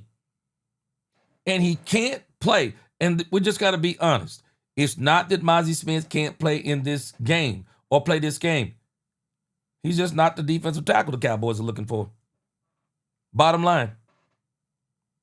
He's just not the defensive tackle. When you look at Mozzie Smith and when you look at Kenny Clark, we don't even have to tell you which one of them is the best defensive end and the one that fits the bill of a true defensive end. I mean, not defensive end, defensive tackle, one tech. Look at them side by side and ask who's the one tech. You don't even have to ask. You look at Kenny Clark and go, yeah, he the one tech. Yeah, he the one tech, unequivocally, without even playing. And then when you see him play, you definitely know, yeah, he the one tech. He the one tech. That's simple.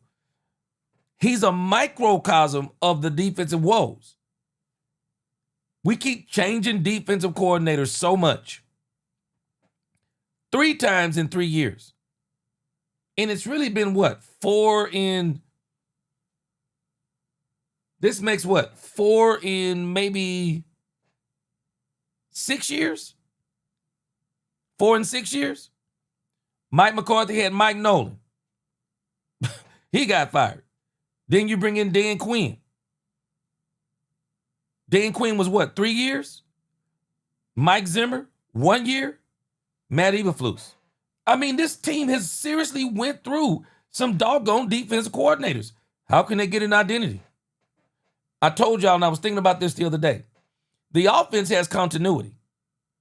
Brian Schottenheimer had already been here. Maybe this is why we're seeing, when we thought we were going to see all this different stuff, well, we really hadn't quite seen it yet. This offense to me still kind of looks the same. Not as stale, but maybe not as fresh either as we once thought it was going to be. Maybe not as fresh. The good part of it is the power run game is there. Shotty has brought the power run game in. I give credit to him, but I also give credit to Clayton Adams. That's Clayton Adams. Clayton Adams has brought a physicality to the Cowboys run game, and it looks good. Now I think what we need to do this dude a favor of is go ahead and get this dude, Jaden Blue, in the game and give this dude a home run hitter. He deserves it. The dude's offensive blocking schemes are so good, we need somebody who can scoot down through there and get on down the road. But the offense as a whole, not stale as toast, necessarily stale as toast like Mike McCarthy, but still waiting a little bit on the super freshness that we thought Brian Schottenheimer was going to bring. But I'm still stupefied by this Matt Eberflus. I'm stupefied by the Matt Eberflus thing.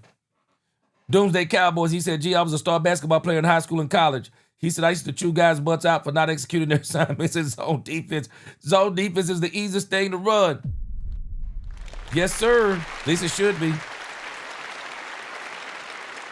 Lock and D. Flus likes favorites. I can tell you this. It definitely seems like to me that he's bought these people in that he wants to. He's brought these people in and he wants to play for him.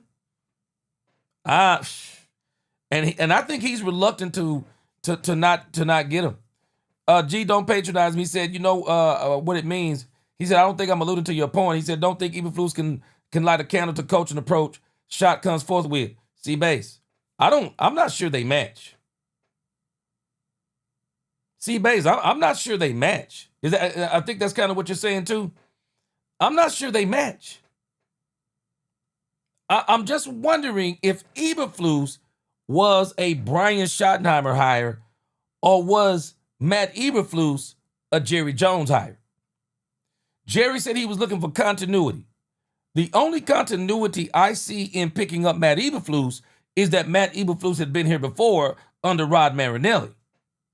But other than that, I'll be honest, I really think they should have tried to keep Mike Zimmer. I do. C-Base, he said you've been an advocate for PFF is not a reputable source.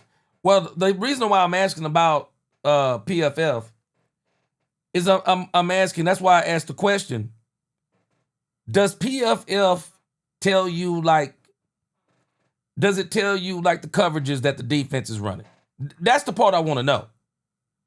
Does PFF, do they show you things of that nature? Because some of it can be useful. Now, I'm still kind of looking at PFF side-eyed because some of the stuff, some of their writers, they got some bad writers over there at PFF too. They got some bad writers over there, C-Base at PFF too. But I do want to know, what is some of the stuff that they have that could actually be useful that you could use? That's what I want to know. Lee Grant said, gee, I'm old school. He said, let me take the wide receivers and DBs for one day. He said, Dallas can pay me the league minimum. He said, I just want my boys to play better, and I don't see it. Yeah. Yeah.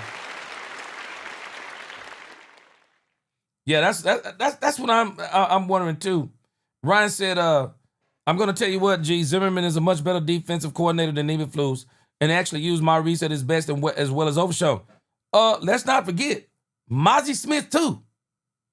Mozzie Smith looked better under Zimmer. He looked better under Zimmer. But Zimmer needed help. I do think, Zimmer was better than Eberflus, but they would have had to get Zimmer some players.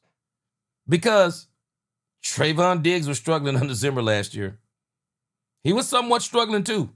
It says it's why we best Tampa Bay the Commanders key playoff teams. Okay, give me some clarity on that. Yeah, check runner. I don't even know if Jimmy would be the same GM that he was. I don't even know if he would be the same GM. I mean, based on kind of where he is now versus where he was then. Man, Jimmy was a madman back in the day. He really was. Yeah, C-Base, I think they're giving Donovan Ezaraku. I'll give you this too. I think they're giving Donovan Ezaraku some of the same treatment they gave Michael Parsons. I think they're giving him some of the same treatment they gave Michael Parsons. Gregory said, gee, I want to see Wilson move to linebacker and see the Cowboys trade for a fast safety. Man, they need 2 fast safeties. If they're going to keep Matt Eberflus, they are going to have to. They are going to have to get some fast safeties, bro. Because what they're asking from their safeties, they want them to play, he's talking about 2 high, single high. I mean, in the box, coverage. I don't think Malik Hooker nor Donovan Wilson are, I just don't think they're versatile enough to do it. RKTV, he said we.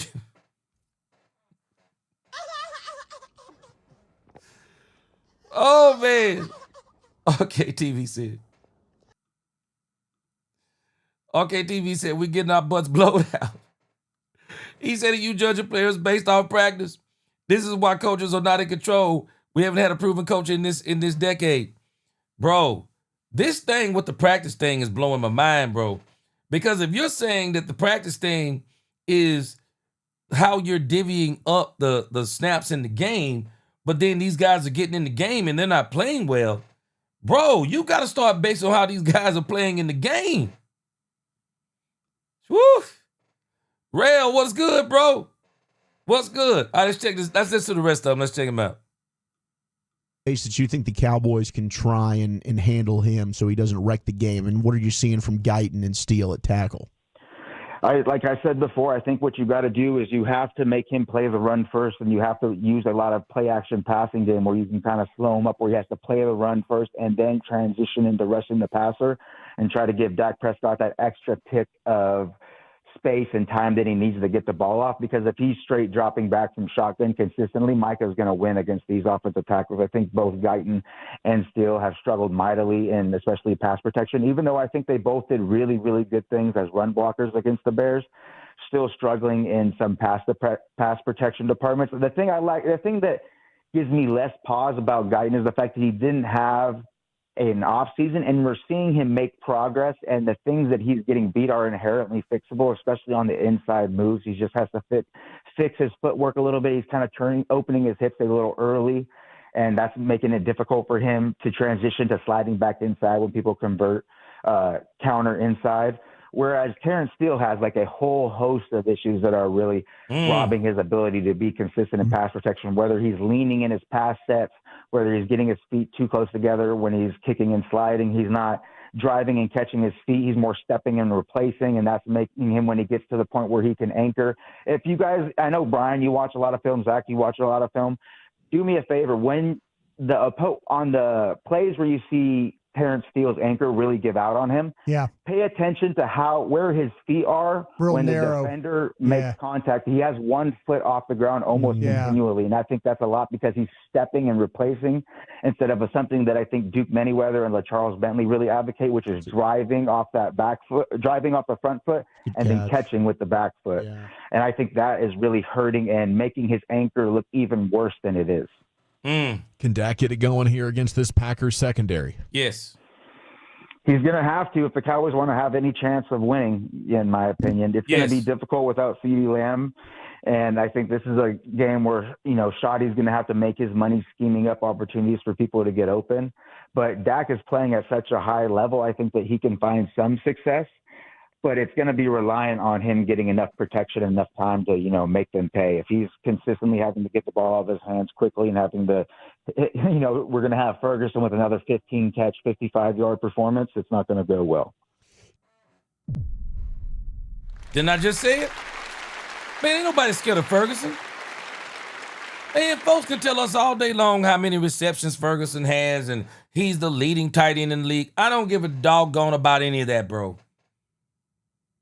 Ferguson is simply a product of people saying, we're not going to give you anything cheap and nothing deep. If you want Jake Ferguson for a line of scrimmage throw and he runs 4 yards, we'll take it. If you want a 7-yard catch, we'll take it. Every now and then we might give him a 12. But we already know he got alligator arms in traffic and he ain't beating nobody up the seams no more. Might have paid him too quick. I don't know. We might have paid him too quick. Maybe we should have let this be a contract year. Paid him too quick. He's a made man. Lock and D said we need to stop changing coordinators every year. That's what's messing this defense up. Yeah. That's what I was just mentioning. Mozzie Smith is a microcosm of it.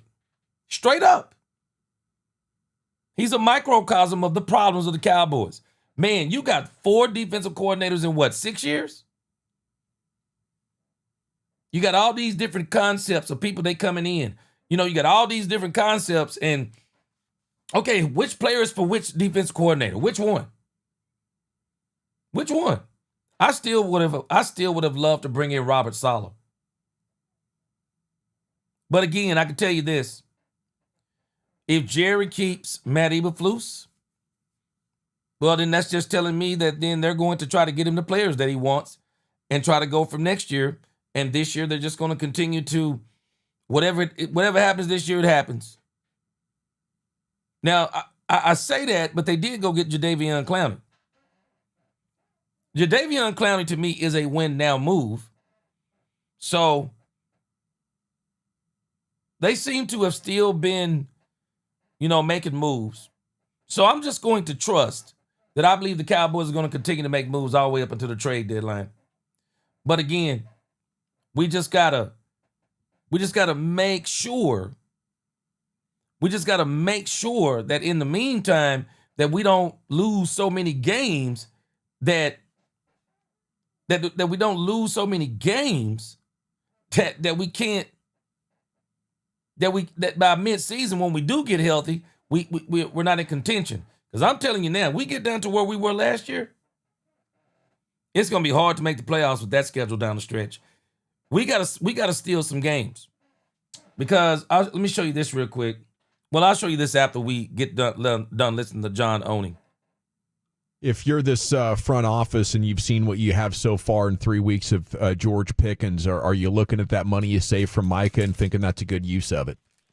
Not right now, no. I don't think so. Just see too many concentration lapses. The week 1 stuff about how he was really not putting his full effort into his route tree. It was much better week 2. But I don't think he's done anything to the point where it make you that he has to be a priority re-signing unless his number, the money that he's going to be asking for has come down considerably.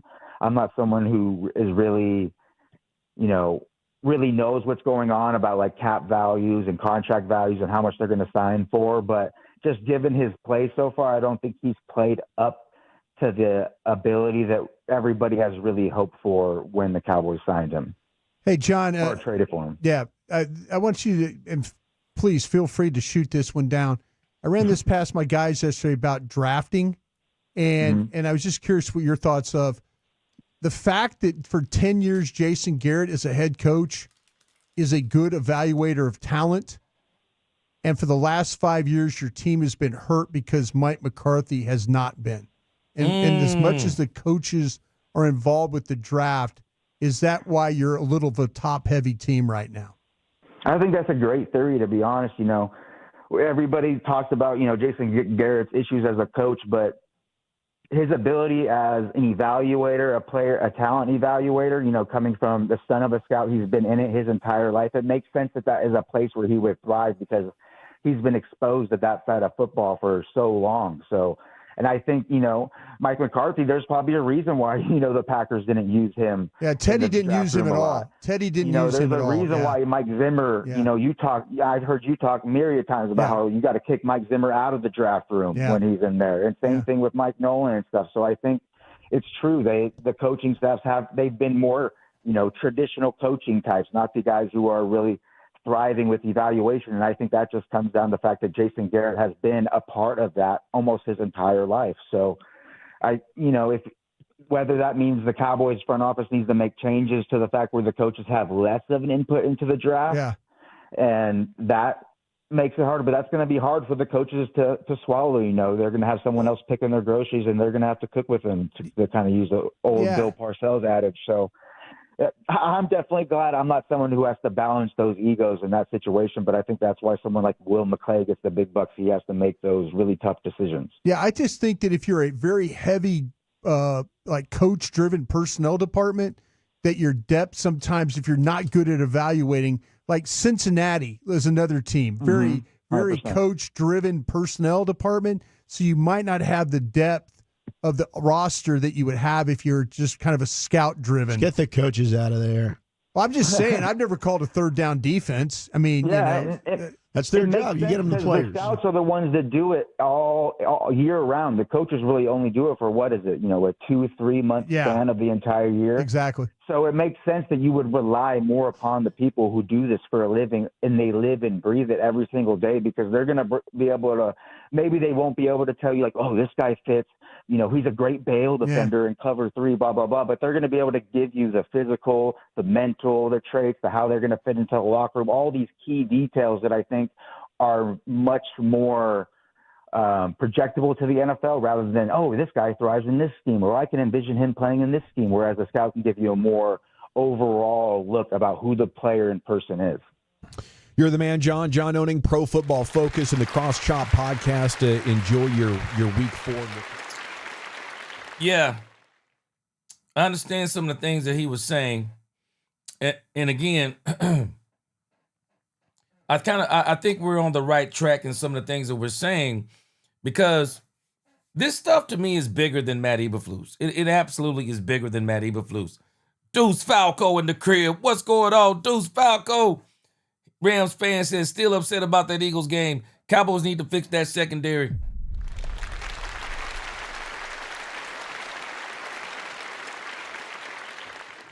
Deuce Falco, boy, y'all doing pretty good. Y'all looking pretty good. Definitely compared to us right now. Yeah, our secondary, I think the way we need to fix it is we just need to replace the pieces that are in it. But I just don't think we're willing to replace the pieces. Until they show that they're willing to replace the pieces with people they already have on the field, it don't make sense. I'll tell you, I'll never understand why they let go of Mukwamu. I'll never understand that one.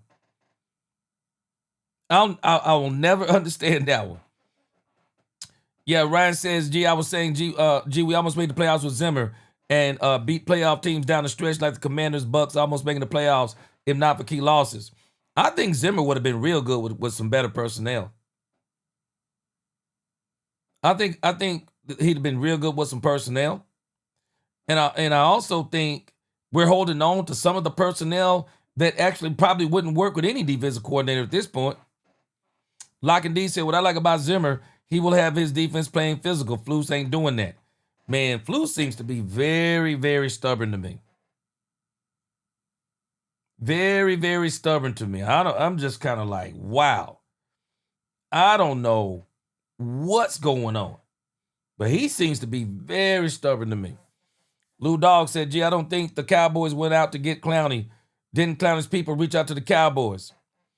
I'm thinking it might have been something to do with Brian Schottenheimer. Yeah, his guy reached out, though. You're right. He reached out. And that's why he's only playing for $3.5 million. Because if the Cowboys reached out, he'd probably be playing for $6.5 million. But because he reached out, Cowboys got him on a very good price. Richard Owen said George Pickens could benefit from a receiver like Maripol. And if I was Jerry, I would call him and ask him his price. Man, I've already said this, but I know the Cowboys ain't going to do it.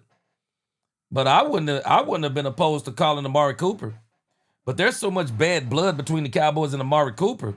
I wouldn't have minded the Cowboys calling Amari Cooper and asking him, hey, man, come in here and play. Come play for 10 snaps. Hey, man, 10. Amari Cooper is a good enough receiver.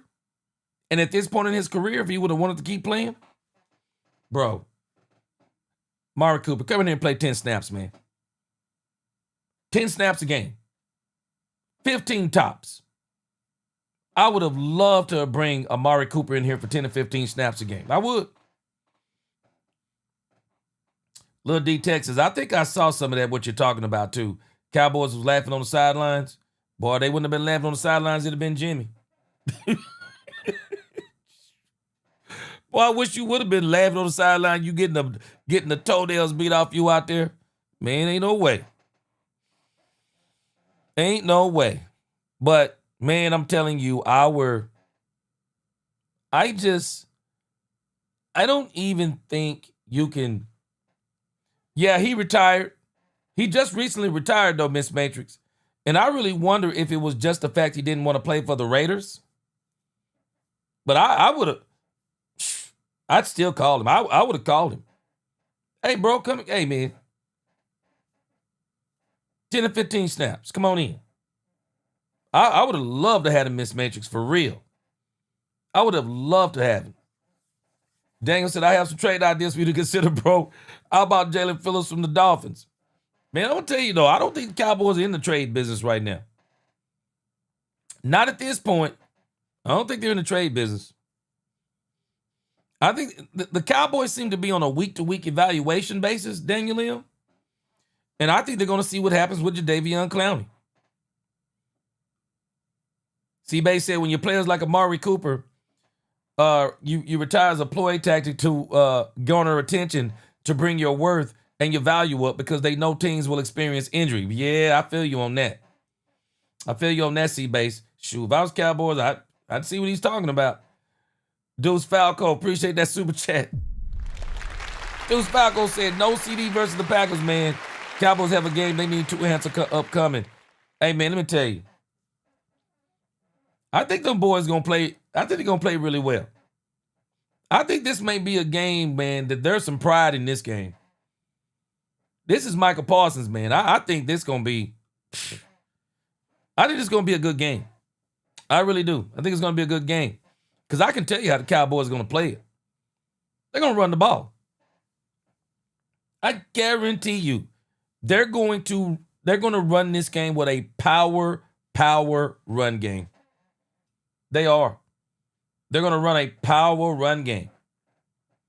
I guarantee you. They're going to try to run a power run game. They're going to try to run as much time off the clock as they can. They're going to try to get, pick and schemed open, whatever they do. They're going to try to they're going to try to win the TOP. They're going to try to keep their defense off the field because the game with Chicago, it's probably different if Javonte Williams don't fumble that ball, if CeeDee Lamb don't get hurt. It probably would have been an unattractive game. It wouldn't have been as ugly as it was. Cowboys probably win that game if CeeDee Lamb finishes it out. Lock and D said, I don't like Will McClay. He never hits on his drafts. He gets off players. It don't fit the team. Yeah, you're welcome, my man C-Base. Jadavion Clowney, Daniel said he needs a new nickname. And it better not be Jadavion Clowning around Clowney. Bro, don't need that nickname. Hey, boy, he gonna get him a nickname. He come in here and do what I think he gonna do. Sure, I think Clowney gonna do something. I do. I think Clowney's gonna do something simply because the Cowboys have some really good defensive tackles. And Clowney is a true defensive end. But I'm telling you, the Cowboys game plan, and we're going to talk about that tomorrow. Well, I should say today and Saturday. We're going to talk about the keys to the game, the keys to victory for the Dallas Cowboys. But it's pretty obvious they're going to have to run the ball. The bad thing is, though, the Green Bay Packers know that. The question for the Green Bay Packers is, though, are they going to have to bring an extra man to stop the run, or are they going to try to stop the run going 5-on-4 with the Cowboys? And I'm telling you, if I were the Cowboys, this game would be simple to me. Hunter Lipke is going to be the sixth man on my defensive line every single. I don't know if it's going to be every single play, but I'm running Hunter Lipke from the fullback position at least 30 or 40 times this game. If I'm running the ball with Javonte Williams, I want a lead blocker. I want a lead blocker. That's what I would do if I was the Cowboys. I'm running a lead blocker, not running with 11 personnel. I'm running with a lead blocker. Sometimes I might even shock them. I might even run 13 personnel. I'm telling you, I'm running some crazy stuff in this game because I do think sometimes we got to it's like we're trying to call a game for the personnel we actually don't have. And it's just time that if you're going to try to, we just got to start calling what we are. At the end of the day, we just got to start calling what we are rather than calling what we not are. And so, again, if I'm the Cowboys, man, run a power run game. Use doggone Hunter Lipke as a fullback. San Francisco does it sometimes. Why not? Why force 5 men to block the Green Bay Packers? 6. And I'm telling you, I'm sending Hunter Lipke on headhunting missions. Bro, when you blow through there, you see Michael Parsons, lower the boom. Lower the boom.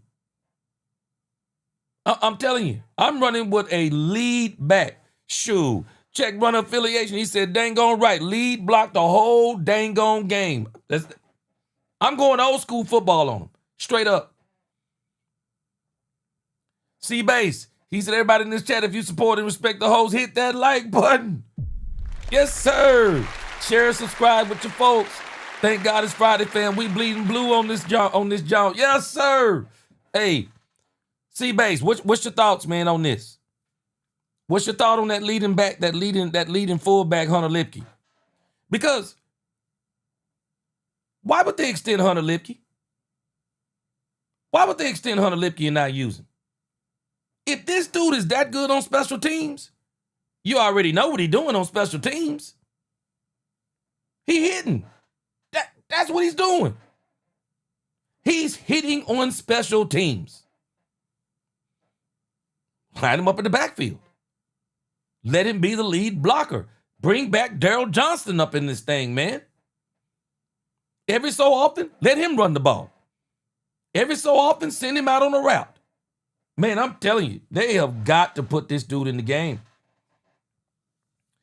Lock and D. Williams changed the game. Even though that was an early fumble, that was a game changer. It really was. Daniel M said Eagles and the Bucks is going to be a fascinating game. Daniel M, I'm going to tell you something, and you might not want to hear this. I'm going to tell you something, bro. You might not want to hear this. The Eagles are pretty darn good, bro. It's absolutely scary the Eagles can beat you all kinds of ways. The Eagles can beat you all kinds of ways, bro. The way they beat the Kansas City Chiefs, the way they won the last game they won, boy, the Eagles. I think they're gonna beat the Bucks. I do. I think they're gonna beat the Bucks. Yes, sir. See, basically, I got to bring down some pallets. I'm at work right now. I'll get back to you if I'm still here. Okay, I see. Be right back. I'm at work, y'all. Okay, appreciate you. I'm hoping we letting your work time pass fast. Miss Major said, gee, same reason they brought in Dalvin Cook and Jalen Blue, apparently. Miss Major, I'll never understand the Dalvin Cook thing. And the Cowboys are so petty. They gonna put in Dalvin Cook for about 5 snaps against the Atlanta Falcons like they saying, see, we told you he wasn't no good. And then he disappeared after that. Just crazy. Brandy said they extended Wanye and only use him on special teams. Don't understand it. Extended Marquise Bell, only use him on special teams. Extended Hunter Lipke, Brandy, and using them on special teams. It's done. Check Runner said, I believe we can beat these cheeseheads. We just got to control the ball. Keep our defense off the field, and when they out there, blitz love, force them to throw, moving in awkward ways. Check Runner, they can beat this team. I'm still saying, I got a feeling this game going to be a lot closer than people thinking. I think the Cowboys are going to be in position to win this game. Now, at the end of the day, this is going to take a Herculean effort.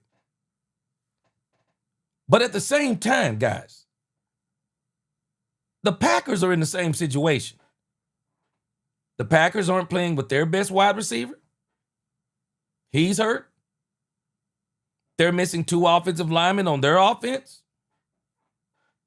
Now, their defense is where they're really the strongest. Now, we're just going to have, hey, this is the NFL. This is what you get paid the big dollars for. But I'm going to tell you this. I love Brian Schottenheimer's swag. Brian Schottenheimer said in his interview, he believes Schottenheimer said he thinks we're good enough with the talent we have. Well, I believe you are too if you call the right game. You call the right game, yeah, you can beat them. It's going to be tough, but you can beat them for sure. And I think you got to make the right personnel moves. But if you run your butt out here with this same personnel you've been running out here with, it ain't happening. I don't care what you do, it ain't happening. You gotta come out here with the right personnel. All right, let's listen to Broadus. He's gonna break down Jordan Love for us. Hey, kids! Your old pal Krusty's gonna teach you 5 new words. You're not wrong about that. From Dallas, Texas, number 55, Brian Broadus. Thank you very much, Lucis, for playing that. Thank you, Dawson. Thank you to Reliant as well. Thank you guys out there for being a part of this one today. My old team, the Green Bay Packers, playing my old team, the Dallas Cowboys. Daniel M, I think the Bengals are going to go out and get a quarterback. I don't think the Bengals are going to go on a downward trend. They're going to go get a quarterback from everything I'm hearing. They're just looking for a quarterback. I've heard Joe Milton. I've heard Shedeur Sanders. I'm hearing they want to get a quarterback. Because Burrow's going to be gone for 3 months, man. They might as well keep Burrow out for the season. 3 months? You're talking about what? September, October? November? Man, it wouldn't even be no point in bringing him back in December.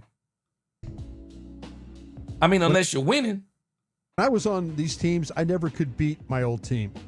It was weird. It was always so weird to, like, come to Dallas and get your ass kicked every time. And then, and then be in Dallas and getting your ass kicked every time. Get your ass kicked by Green I think Bay they've lost time. 5 in a row since Dak's rookie year in 2016. That was a hell of a game. That was the year Dak won at Green Bay and in Pittsburgh.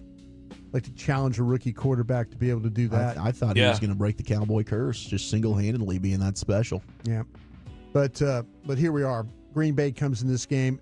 Guys, what you need to know about this one, what you do need to know about this one is, once again, you've got an offensive line that's compromised.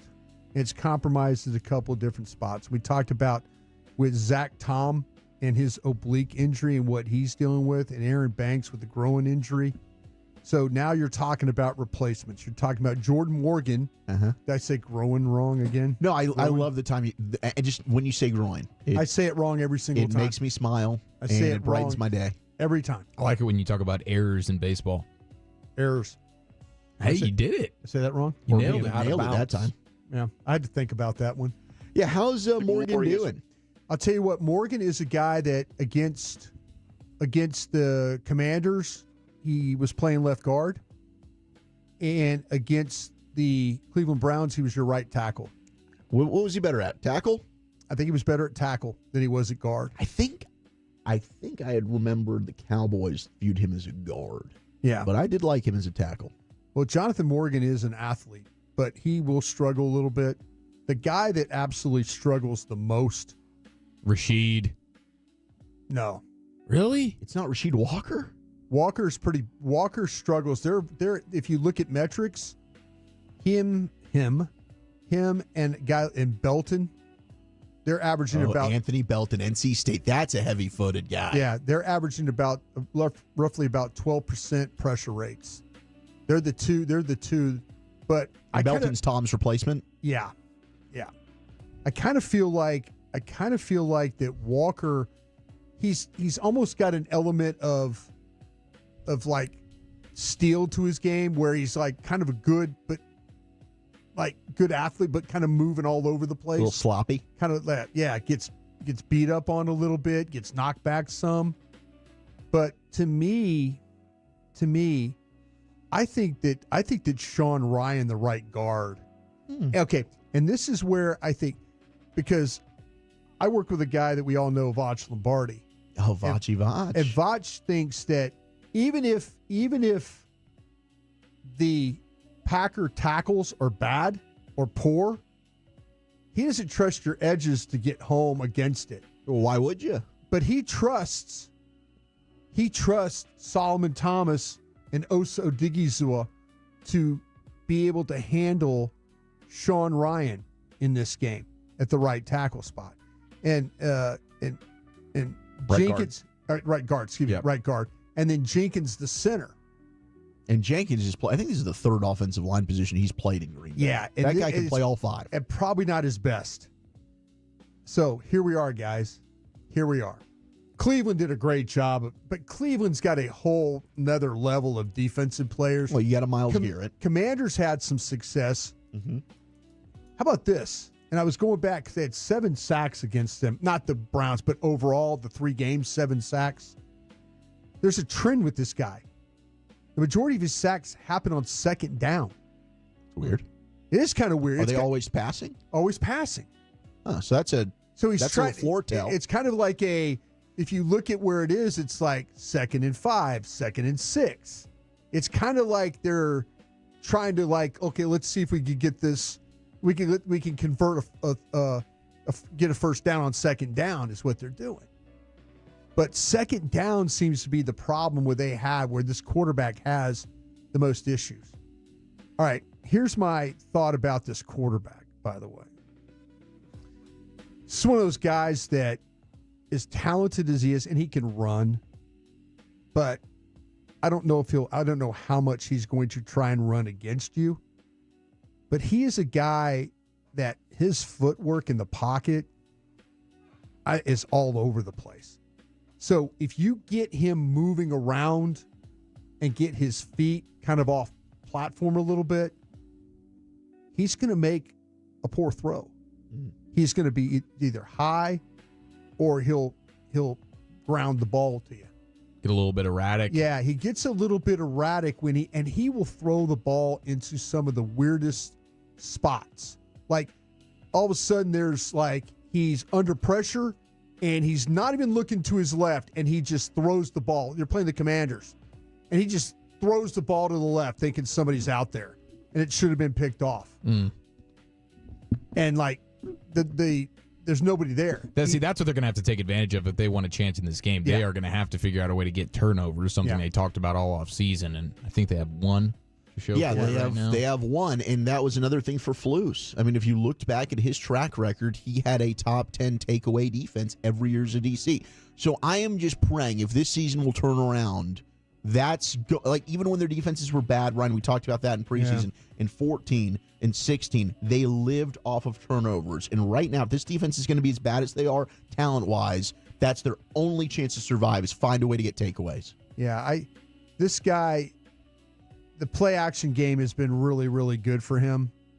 The zone coverage stuff has been really, really good for this guy, too. Doesn't have any touchdowns, doesn't have any interceptions. But his numbers against zone coverage this year have been almost like Dak Prescott's numbers when it comes to play action pass. Been damn near perfect. Chunk plays. And yeah. So you got to be ready. I mean, I go into this game thinking if you play zone coverage against this guy, you're playing right into his wheelhouse. You know, I think that and I think that John Owning had some great ideas. I would even think about this idea too coming up, because I don't think Elam's going to start. Okay, good. But I would think about Elam. I would think about Elam being a guy that maybe you use against these tight ends. Oh, okay. Tucker Kraft. Against Kraft. And they got three guys they'll throw it to. Yeah, they Kraft and Dobbs, I think, have been their most targeted players. Right. Kraft is a beast. But Kraft, this is where they get you. Yes. This is where the Packers get you. Kraft is a monster. You're watching their tape, and they give you the illusion that they're keeping guys in the block. Oh, they're great. Oh, and then they spill out with the delay. And they spill. Well, remember that 2023 wild card game? Yeah. The touchdown to I think it was Musgrave. Yeah. And he's wide open. Yes. They led you believe that they're playing 12 personnel. They'll motion, and the inline guy, the guy on the line of scrimmage, will block for 2 counts and then release. So they give you that illusion that, oh no, we're going to max protect this thing, and then they sneak a tight end out. That's scary. And this thing, the way that the Cowboys lose receivers within the secondary, this could be a problem in this game. Mm-hmm. I worry more about their tight ends catching balls than I do Dobbs, Golden, and Wicks. Wicks is playing in the slot quite a bit, and I wonder if they're going to keep Stewart in the slot. I would too. I would keep Stewart in the slot, but I would think about using Elam. And if they played 7 snaps a dime, the 6 defensive backs against the Packers didn't have very good success against that because it was kind of muddying things up for Love to have to read. But I would consider the extra dime player to be the guy that when you're in a situation with third down, we play dime and we put Elam over the top of Tucker or Kraft. I like that. Yeah, because you can't trust these safeties or these linebackers. No. Just cover him. Sure not the linebackers. Go man for man on him. Elam's got the size to be able to handle him. Now, he tackle. The one thing that Kraft gets you is like run after catch. Mm-hmm. Elam does tackle. So he'll tackle. He will tackle. He's a willing tackle. But I would consider using him. God, this is when you need Jordan Lewis in a game. This is a Jordan Lewis moment. Maybe we can get a celebrity shot this week. Yeah, Goodell. Hey, Jacksonville. Come on, Do you bro. mind just for one game? Just a It's little. good for the league. We're right? just borrowing. It's good for the league. But this Packer team, the wide receivers, I think are good. They're the injuries have hurt them a little bit. The offensive line at a couple spots is suspect. And the tight ends, I think you got to cover these guys up. You almost have to play man for man. I would think about putting Elam over there and making that happen in a dime package situation. It's interesting that the run game doesn't jump out to you too much. No, and they've struggled what with about the Jacobs. screen game? I'm thinking about that DeAndre Swift screen where it's just easy money. Is LaFleur licking his chops after seeing something like that? They're going to run screen package stuff, but to me, I worry, like I say, I worry about a couple of the downfield shots. I don't know how much they're – if somehow, some way, Flus gets a blitz package going, or they get some – or they maybe win some one-on-one battles with this line. I think they can handle things.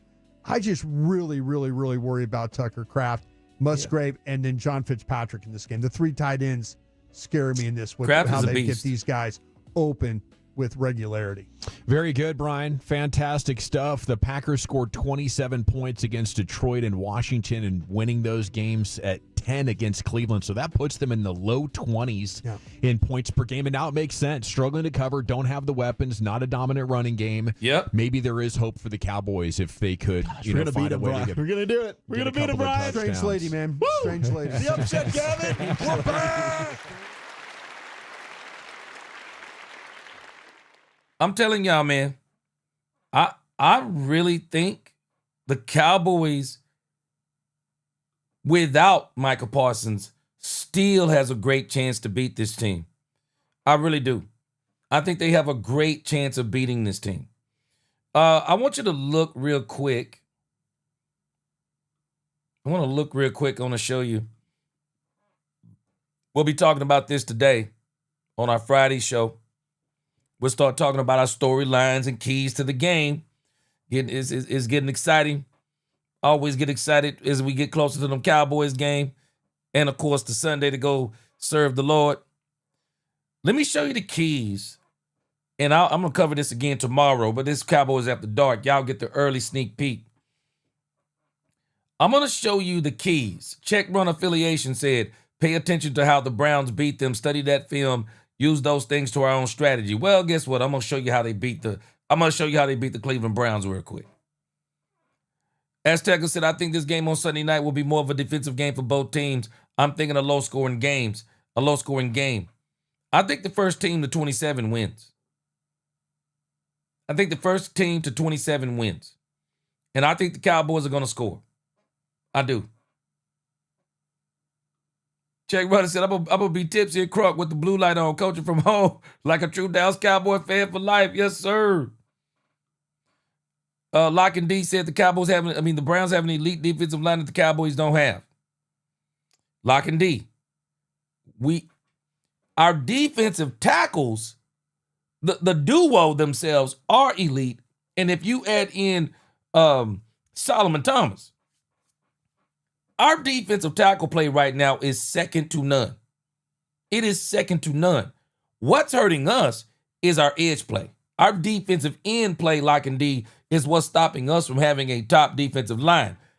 But mark my words, Jadeveon Clowney is about to change that. I'm not telling us Jadeveon Clowney is about to come in and be Micah Parsons. But when you got the kind of defensive tackle play the Cowboys have, you don't need, you might want Micah Parsons. And if you got Micah Parsons with that defensive tackle play, you're going to be a nice defense. But you don't need that to still be a nice defense. Jadeveon Clowney is going to change some of this. The problem the Cowboys have is simple. They're doubling the defensive tackles. And they're singling up on the edge because none of them, we've already heard tonight people talking about Sam Williams. Sam Williams has been a disappointment. Dante Fowler can't beat nobody one-on-one. Don't know what's going on with Dante Fowler. Now I see why Washington let him go. Donovan Ezeraku, rookie, they're alternating these snaps. Donovan Ezeraku needs more snaps. I'm not tripping on Donovan Ezeraku. But James Houston, this dude been balling. And the Cowboys playing around with this dude with 8, 9, 10, 15 snaps. James Houston, Donovan Ezeraku, Kenny Clark, Jadeveon Clowney. Mark my words. Mark my words. If the Cowboys put that defensive lineup in there, they are going to bring nothing but hell on the Green Bay Packers. You watch what I tell you. This game can literally be won in the trenches. Poopy D, all right, I'll see you tomorrow around 4:30. This game can be won in the trenches, I'm telling you. The same place the Cowboys are hurting is the same place the Green Bay Packers are hurting. This game can be won in the trenches. Daniel M said, gee, that Packers O-line is banged up. Exactly. Which is why I am leaning towards the Cowboys winning the game, because I think they're going to come in and play hard with the heart and effort. Jadeveon Clowney. Jadeveon Clowney. I'm not saying he's going to be Michael Parsons. Jadeveon Clowney is going to come in, and immediately this dude is going to make an impact. You watch what I tell you. He's a true defensive end. 6'5"? Over 250 pounds, even though he's looking real slim these days. I'm confident. This dude can beat one of the Green Bay Packers tackles one-on-one. This is where we've been struggling. We haven't had a defensive end, an edge rusher, who can beat one of anybody's offensive tackle one-on-one. We thought Sam Williams was going to be able to do it.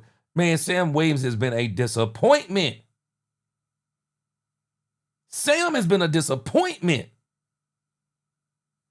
Jadeveon Clowney is going to do some damage. You watch what I tell you. Jadeveon Clowney going to do some damage. Let me show you something. We'll be talking about this tomorrow.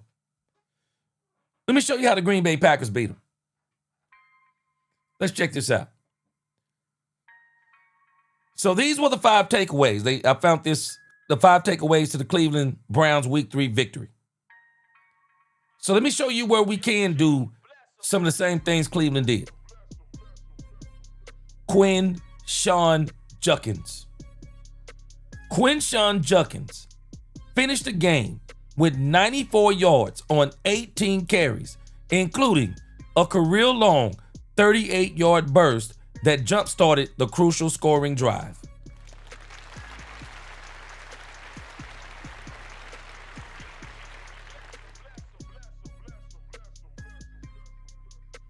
Let's go over here and look at Javonte Williams.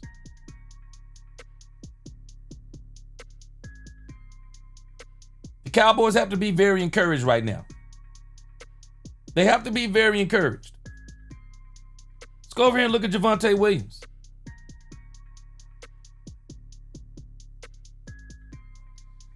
Javonte Williams. 15 carries against the Eagles. 54 yards. 2 touchdowns. 2 receptions. 18 carries against the New York Giants. 97 yards. 5.4 yards carry, 1 touchdown. 6 receptions. The Bears. 10 rushes. 76 yards. 7.6 yards a carry. Yep. We can do that. We can do the same. We can do the same thing. Javonte Williams can do the same thing that Quinshon Judkins did against the Green Bay Packers. There is no reason why we can't do it. And if we really go in this game being intentional on running the ball, I'm telling you, I would still use Hunter Lipke as a lead back. I don't care if it's only 20 snaps. Hunter Lipke is going to be my lead back in the game, and I got this dude head hunting. And I'm going to look for whatever side that Michael Parsons is lined up on. And I'm running right at him. If I'm Brian Schottenheimer, I'm going to be so bold that if I see Michael Parsons in the game, I'm going to tell Dak Prescott, audible to this play right here. I'm going to tell him you audible to whatever play that gets you running right at Michael Parsons. You know why? Because this is how teams beat us. This is how teams beat us. They beat us running at Michael Parsons. Well, we're going to run at him too. we can do exactly what the Cleveland Browns did with Quinshon Judkins. Number 2, now their defense is better than ours. Hey, we ain't gonna try to pretend here. Their defense is better than ours. The defense is fast, physical, and disciplined. Now, Cowboys. I'm interested to see the depth chart. The Cowboys can be fast, physical, and disciplined if they'll make the necessary personnel changes. That's what's stopping the Cowboys. They won't make the personnel changes. The personnel changes are simple.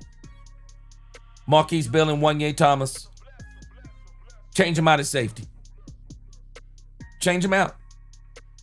Or if you want to play, hey, passing downs, Clark and Wilson.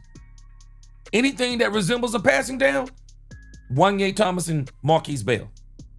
Now me, I'd put both their butts on the bench and wouldn't even think twice about it no more.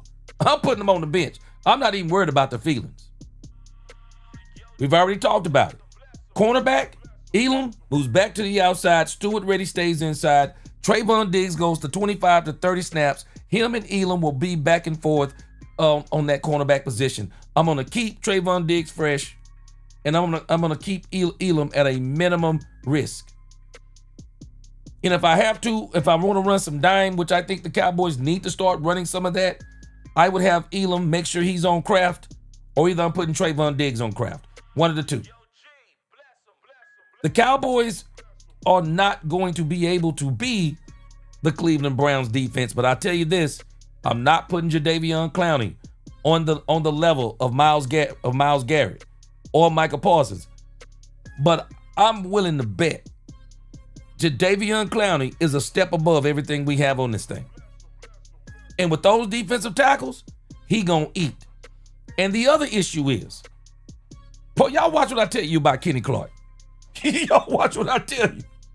You watch what I tell you about Kenny Clark. I'm gonna be shocked if Kenny Clark if he don't get 2 sacks. I'm gonna be shocked. Kenny Clark, don't let him fool you. He about to play the game of his life. Kenny Clark about to come in here playing. You watch what I tell you. Kenny Clark is going to be playing. Let's go to the third thing the Cleveland Browns did that I know we're capable of. He says in a game where the offense was struggling, our offense is better than every single day of the week. This game was 13-3 maybe by the fourth quarter. They came back and beat them, or either 13-6.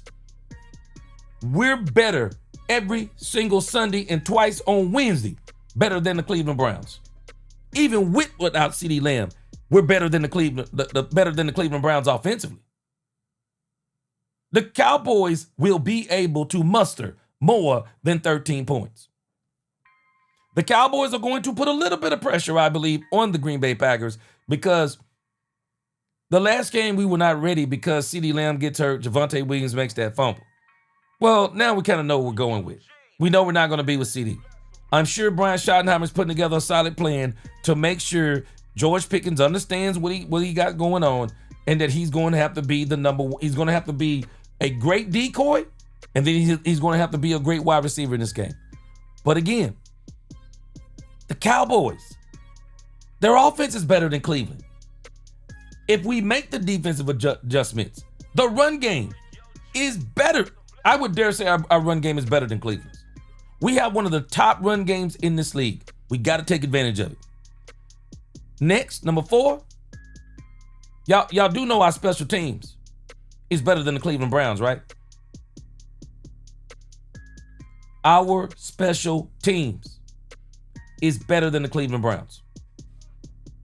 Yes, we can win this game. We don't have to be as good defensively. We just have to be better defensively and be better offensively, because I know we're going to be better offensively than the Cleveland Browns. We can win. We can beat this team. Because again, redemption is sweet. It says Andre Smith's game-winning kick was a moment of redemption for a player who had been under intense scrutiny after a rocky start to the season. The first-year kicker had missed some crucial kicks in previous games, and many were questioning him on the roster, but in the biggest moment of his young career, Smith delivered. The kick was a perfect 55-yarder, assigned it. He has the mental fortitude to handle the pressure. 55 yards. Man, those don't, man, 55 yards don't even, man, them don't even register on Brandon Aubrey's. They don't even register with Brandon Aubrey, man. That's a 55-yarder to Brandon Aubrey is a 45-yarder. We're better. I'm telling you. I'm not saying our defense is nowhere near as good as the Cleveland Browns, but our defense is good enough that we can do some of the similar things they did in this game. There is no doubt in my mind. There's no doubt in my mind.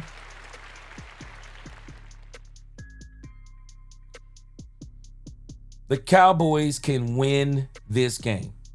And I think they're going to be in it to win this game. I do. Contrary to O.S. Tyler. O.S. Tyler said we're getting blew out. I don't believe it.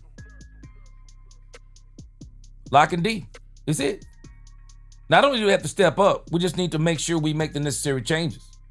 And we got to get Matt Eberflus out of this dumb, stubborn, I don't blitz mode. And man, if this dude gonna have, if this is his attitude, the Cowboys need to get somebody else. Gregory said, I don't want Doris Armstrong back. We were so stupid to let him walk in free agency. Oh, you said I want Doris Armstrong back. We were so stupid to let him walk in free agency and Chauncey Golston. We are missing these key players badly. Yeah, like I said, our tackle game is great, but I think we kind of overestimated. We overestimated Dante Fowler and Sam Williams. That's what we overestimated.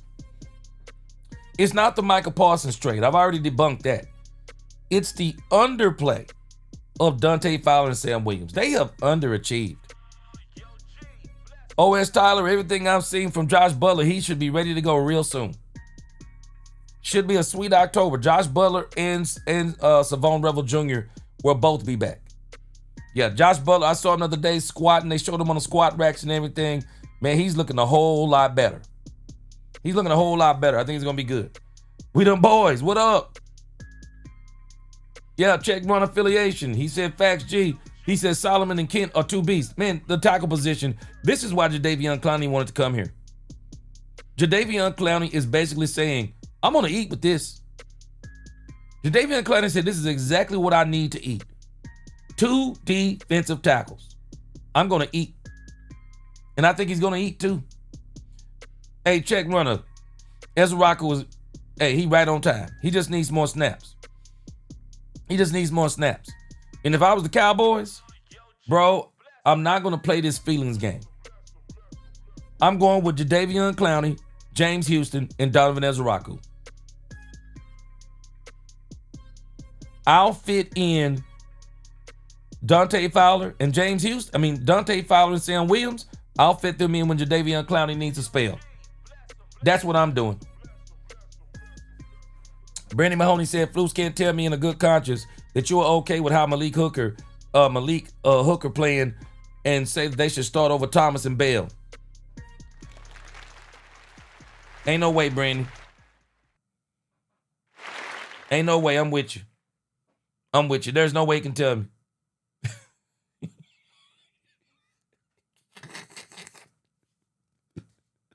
Jack Runner said Elam was cat pee. Man, let me tell you. Elam was the best cornerback in camp. He was the best cornerback in camp. And I still say with Elam, I think some of Elam's problem is, I'm not sure Elam plays well in zone. I'm really not sure he plays well in zone. He didn't look this bad in Buffalo. Why is he looking this bad here? He didn't look like this. And I do think he's been a victim of our safeties. And he's been a victim of some great throws. The dude just got toasted on some great throws too. Check run, I agree. I don't think Diggs will ever be the same. I don't think he'll ever be the same, and I think that's one of the reasons why he is not going to be with the Cowboys. Shoot. Richard Owens. Man, they paying James Houston Cracker Jacks, bro. They paying this dude Cracker Jacks. And one of the things that you may be alluding to is that's maybe why the reason they're playing Dante Fowler, and they're trying to play Dante Fowler because if I'm not mistaken, Dante Fowler got an $8 million contract. Bro, this James Houston contract is ridiculous, man. Look at this contract, bro. This dude got a base salary of $1 million. This dude is well outplaying. This dude is well outplaying the contract, bro. It's a $2 million contract over 2 years, average annual value $1 million. Salary cap hit of $1 million, bro. Golly. Cowboys are getting well their money's worth. It's crazy with this. Yeah, I believe it too, man. Javonte gonna eat. We can do some of the same things the Cleveland Browns did. We can't do as much as they did on defense, but we can do way more than they did on offense because Joe Flacco has been awful. Boy, when I tell you Joe Flacco has been awful, man, if the Cleveland Browns beat them, we can beat them too. We can beat them too if we're willing to make the adjustments, change out those players. I'll be sharing some of this stuff tomorrow. But the Cowboys have an 18.6% blitz rate. That ranks like in the very bottom of the league. You want to know why one of the reasons why our defense isn't successful? That's it. 18.6%. If I'm this front office, if I'm Brian Schottenheimer, I'm just going to be this cold-blooded. Matt, I love you. But if you can't get that blitz rate up to 35 to 40% and help out this struggling defense, we're going to have to go a different direction.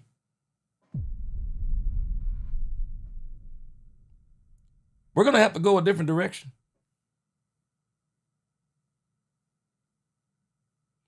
If I'm Brian Schottenheimer right now, I'm pleading with this front office. If this dude don't make the changes necessary, we got to go a different direction. And I'm serious. I don't think they match. I just don't think Flus. I don't think even Flus was a Brian Schottenheimer hire. I think Brian Schottenheimer interviewed him. I don't think he's a Brian Schottenheimer hire. They don't fit. Clayton Adams, he fits Brian Schottenheimer. Matt Eberflus, he don't fit. White Cotton, these guys, they all fit. He don't fit to me. He don't fit. He seems like a Jerry Jones hire. Now, I told y'all, I'll apologize for Jerry Jones on stuff that makes sense. But Matt Eberflus, that seemed like Jerry to me. I just can't see Brian wanting Matt Eberflus. He just doesn't fit because there is no universe that if I'm the head coach and you start talking about Matt Eberflus and Robert Saleh is on the market? No, bro. No. I need Robert Saleh. I would have gotten Robert Saleh. That's who I would have got. I believe Robert Saleh would have been exactly what Shotty is looking for. A defensive coordinator who is not only preaching physicality, but a defensive coordinator that's got the kind of attitude that says, and I ain't putting up no mess. Man, I'm telling you, I think Shotty is trying to do the right thing. My question is can he? Can he? Because like Lock and D is saying right here, Jerry need to give the personnel decisions to Shotty. That's what I'm wondering. Now, I've heard Brian Schottenheimer say it's a collective decision. Nah, bro. I'm tightening my belt that day. I'm walking into the office and I'm telling them, nah, bro, enough of this democracy stuff. This right here, I'm not moving on it. Matt Eberflus is going to make some changes or else. I'm the head coach. This dude going to make some changes or else. We can't be pussyfooting around. We can't. I always tell people, the one thing I refuse to do is walk on eggshells around people when I know I'm right about something. I'm not walking on eggshells. You going to walk on them, but I'm not. I'm going to straight up say what needs to be said. And I don't care who feelings it hurt. Matt Eberflus is not the head coach. He's the defensive coordinator. And you're going to make the changes, or we're going to make the changes. You tell us which one you want to do. I'm telling you, I would be that cold-blooded. Because your defense ain't working, bro. It stinks. And it ain't good enough to say we don't have the personnel. Then let's get a personnel combination and let's make some changes. But I can't do it. I couldn't do it. But we're going to see. I think Matt Eberflus is going to make some changes. The issue is, how big will they be? Ron Hanna, what's going on with you? Welcome to the congregation, Cowboys After Dark. You know how we do it. Yes, sir. Check Runner said, I agree with everything you just said. Let's go. Ty Church, what's going on? Ty Church, he said, I got Clowney with 2 sacks. Ty Church, I got Clowney with 1 sack, 4 or 5 quarterback pressures, some great tackles in the run game. Ty Church, the one who I'm giving 2 sacks, Kenny Clark. Man, I think Kenny Clark gonna bust through, bro. I really do. I think Kenny Clark gonna do it, man. Tell it like it is, said Clowney, Clark, Solomon, and that ninja James Houston. He said, I bet we get some pass rush. Tell it like it is. I'm telling you. I'm telling you. That's where I am. Also, Diggy Zua / Solomon Thomas, Kenny Clark. I'm telling you, we're going to get some sacks in this game. We're not coming out of this game with 1 sack. I give it 3 at least. I give us 3 sacks minimum in this game. Let me look and see how many sacks. Let me see.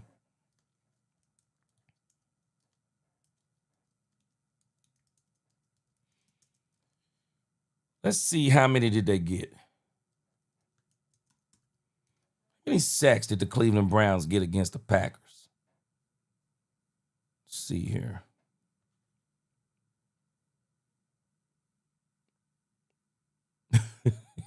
God. Boy. Woo. Hey, boy, these doggos. Boy, have y'all seen this? Boy, Cleveland Browns with the town on the boys, boy. Cleveland Browns with the town on the boys. Golly. Green Bay, 5 sacks allowed. Woo. Cleveland. Boy, Cleveland with the town on them boys, man. Cleveland with the town on them boys. 5 sacks.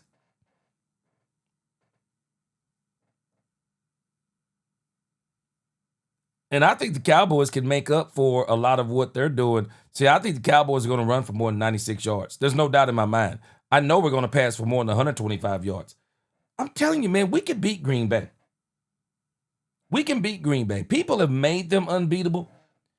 They caught the Detroit Lions on opening day. The Detroit Lions that we've seen the last 2 games, I promise you they wouldn't have beat that I promise you they wouldn't have beat that Detroit Lions team. The Washington Commanders, not good to begin with. The Commanders are not good. I'm just telling y'all, the Commanders are not good. The Cleveland Browns got a doggone good defense. They beat them with defense and special teams when the offense let them down. Cowboys defense, we know ain't nowhere near as good. But the offense, way better. Special teams, we got Brandon Aubrey and Kavontae Turpin. I don't know if you can get much better than that. The Cowboys need to make some big plays on special teams. I'm not worried about the kick game, but we got to make some big plays on special teams with Turpin returning the ball. We got to figure out a way to get a turnover or a couple of turnovers and turn them into or one of them into a touchdown, not just a field goal. But I think the Cowboys can win this game. The Cowboys just got to make sure, don't let it get out of control. And the one thing I'm glad about, we're at home. We're at home. We're at home. And since we're at home, we can not get out of control. Not get out of control. Keep everything. I think we'll be ready to go. Ryan Hall said, G. Fowler left his talents back in Washington. He was a top paid pass rusher at the very least. Now I don't know what the hell he is. Bro, I don't even think the Cowboys know. I don't even think the Cowboys know. I don't. I think the Cowboys are not even understanding, because I'm telling y'all, when they were having the discussions on trading Michael Parsons, Dante Fowler, the Cowboys believed that Dante Fowler was going to be able to do it. Dante Fowler has been one of the biggest disappointments for the Cowboys, and Sam Williams has been the second one. Sam Williams was on up talking about, boy, people better get ready. I'm hungry. I'm this, I'm that. Man, if Sam Williams is hungry, if Sam Williams is hungry, by this time, he should be about 125 pounds, because he's starving, because he still ain't ate. Lock and D said, why do we sign cheap players? I just get it. He said, we signed Houston for $2 million. Lock and D. And the crazy thing is, man, we got this dude so cheap, and he's well outperforming the contract. But then, Lock and D, think about this. But we signed Dante Fowler to an $8 million deal. Look at him.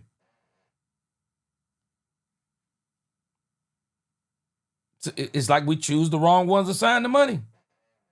See, base, Jerry won't hand the keys to anyone ever again, and we all know this. Well, I can tell you this. The gambler and his Cowboys kind of taught us that. After Jimmy, that joker said he... See, base. Jerry said ain't nobody getting the credit no more if they win. Jerry's problem is, though, like I said, Jerry think it's just about talent. But what Jimmy did that Jerry don't understand is that Jimmy created a will in his players. He gave them a dog mentality. So even the talent that may have just been good was great with Jimmy. Even good talent was great with Jimmy. Everybody knew, man, Jimmy was all winning. I'm not even going to even say Jimmy was all business. Jimmy was all winning. Man, I'm telling you, the thing that let me know, and I told y'all this after I reviewed the first episode, there were two pivotal moments in that documentary that let me know that there'll never be another Jimmy Johnson. Jimmy Johnson was a literal Frankenstein. Jimmy Johnson divorced his wife because he said he was going to dedicate all of his time to the Cowboys and winning. Unprecedented. I could never give nobody that advice. That was the first thing that let me know there'll never be another Jimmy Johnson, and now I see why this team won. The second pivotal moment is when Berline came in, won 5-6 straight games, wins the playoff game. And Jerry Jones had to tell Jimmy Johnson, Troy Aikman was the quarterback. But that ain't the part that got me. The part that got me is when they interviewed Jimmy all these years later. Jimmy said, I wasn't thinking about nobody's feelings. I just wanted to win.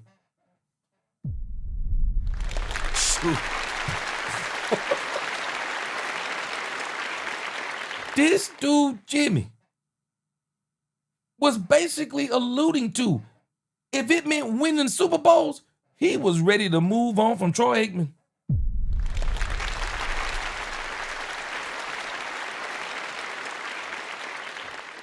But Jimmy didn't get distracted. Jimmy began to put that wheel, that dog, he began to turn Troy Aikman into a dog too. Because Jimmy, I mean, we just learned that from the documentary. Jimmy wasn't fond of Troy. Troy wasn't the kind of player that Jimmy was used to. Jimmy loved those talented but arrogant players. Players that had that, as he called it, that swag. Players that played hard, played hard, big plays, big celebrations. Jimmy wanted all that. Jimmy wanted all that because Jimmy was saying, hey, I'm going to let you be you as long as you let me be me. And you let me coach you hard and we win. Man, Jimmy was different. Jimmy was different.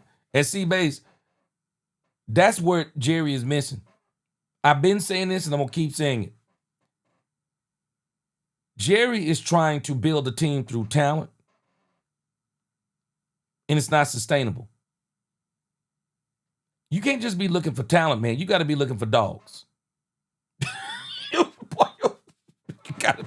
you gotta be looking for dogs, man. You got to be looking for dogs. C-Bay said, yep, gee, these players will hate me too. Man, let me tell you. I still remember Michael Irvin said, shoot, Jimmy made practice hell so that the games would be heaven. And I do think Shotty is trying to do some of that. That's why I'm looking at this Matt Eberflus situation. And I want to see, does Matt Eberflus, what changes are they going to make? Because Matt Eberflus, the way he was talking yesterday, shoot, he was sounding like to me, he don't care what nobody say. He going to run his defense. Well, I tell you this, he couldn't do it with me being the coach. I don't give a doggone what Jerry's saying. I tell Jerry, hey, bro, I didn't come here for this. I came here to win. I tell Jerry straight up, bro, I came here to win. And if we're not going to do something different with Matt Eberflus, and if he answers to you rather than me, but I'm about to get my resignation today. Shoot. Daniel M. He said, what do you think about Daniel Jones? Proof that Brian Daboll needs to be fired. And I wouldn't even allow him to put his hands on Jackson Dart. Brian Daboll is fired. I wouldn't have even started Jackson Dart with Brian Daboll. Shoot, got Daniel Jones over here looking like an MVP candidate. Ain't no way. Shoot, he fired. Shoot, it's like when players leave the Giants, they turn out to be Pro Bowls with other teams. Giants fans in shambles, bro. Brian Daboll. Talking about they don't want to keep going through coaches. Bro, come on, man. The dude is like 18. What is he, 18 and 34? Something ridiculous. No, he out of here if it's me. Lock and D. Yep. Should have got Saleh. Jerry wanted Flus for continuity. That's what I believe. Because Robert Saleh should have been the pick. But, of course, you already know Robert Saleh wanted money because the San Francisco 49ers made him, I think, the highest paid defensive coordinator in the league or something like that, gave him ridiculous money. And we don't even know what Brian Schottenheimer's contract is. Cowboys keep their coaches' contracts like hush-hush, bro. You don't know because you already know they ain't paying them top dollar. Richard Owen said, gee, the money makes the difference with Jerry, and that's why we still have the bad players starting. Facts. Carlos Phillips, what up? He said Cleveland defense is for real, and they have the corners and the linebackers to do it. 3 people were blocking Miles. That's why. Yeah, hey, man, this doggone Cleveland defense. You know, man, I'm going to tell you, Carlos Phillips, I feel so sorry for Myles Garrett. All those guys on the defense, I feel sorry for them. They ain't going to never win nothing. Boy, y'all think Jerry Jones is bad? Shoot. Cleveland Browns ownership is straight garbage, bro, the way they run their team. Straight garbage. What team do you know got 5 quarterbacks on the roster? Garbage, bro. If it's not maybe 4 now. Bro, who drafts Shador Sanders in the 5th and then drafts a dude in the 3rd that he's better than? Make it make sense. And then got a 40-something-year-old Joe Flacco back there who's a sitting duck as the starting quarterback. Bro, make it make sense. Cleveland Browns, boy, you think the Cowboys are ran terrible? Shh. Boy, the Cowboys are the best ran team in the league compared to Cleveland Browns. They're going to waste that defense. They're going to absolutely waste it. Shador Sanders, man, I'm telling you, I was praying he would have got traded. I was hoping they was going to cut him. I wish they would cut him. The dude needs to go somewhere else. Cleveland is a quarterback killer. And I think that's the very reason why whatever they did, they purposely put this dude on the Cleveland Browns. This is why I keep telling folk. This is how I know Jerry Jones loves Micah Parsons. He don't like Micah Parsons. He loves Micah Parsons. Shoot, Jerry Jones could have shipped him to Cleveland. Jerry could have shipped him to Cleveland. I don't think you can go to a worse team. Could have shipped him to Cleveland. Could have shipped him to the New England Patriots. Terrible teams. New England Patriots ain't gonna be. I don't think they'll be good again. I don't think they'll be good again. Could have shipped him to all those places. Man, them doggone Cleveland Browns. Myles Garrett gonna be on a. Myles Garrett is one of the best defensive ends we've ever seen in our life. Boy, you want to talk about people talking about Micah Parsons is generational? Shoot. Well, what the heck do you call Myles Garrett? That joker ain't gonna never win. Feel sorry for him. Church said, I'm not sure why the hype is so high on Green Bay. Micah Parsons? Church. And not just because Micah Parsons, but because Micah Parsons came from Dallas. And because people hate Jerry, they want Green Bay to be so right about Micah Parsons that they would rather Green Bay win 3 Super Bowls. Bro, that's why they got their butts beat. It's so funny. One of the guys was talking about, one of the Green Bay players said he wouldn't be surprised if the Green Bay Packers went undefeated, got beat the next one. Let me see if I can pull it up. Man, let me tell you how crazy these people are, church. Let me just show you how these dudes are so hyped up. Look, this was right before they played the Packers. I think we could go undefeated. Divides Packers fans in 2025. The fallout explained. Boy, this is so crazy. Boy, this says this line landed this week. It quickly became the flashpoint of the Green Bay stunning 13-10 loss to the Cleveland Browns on September 25th. This is crazy. Rasheed Walker said the line this week. It became a viral talking point. Boy, this is dumb. This is dumb, bro. Look at this. Pound for pound. I look at these teams. Let's see if we can play.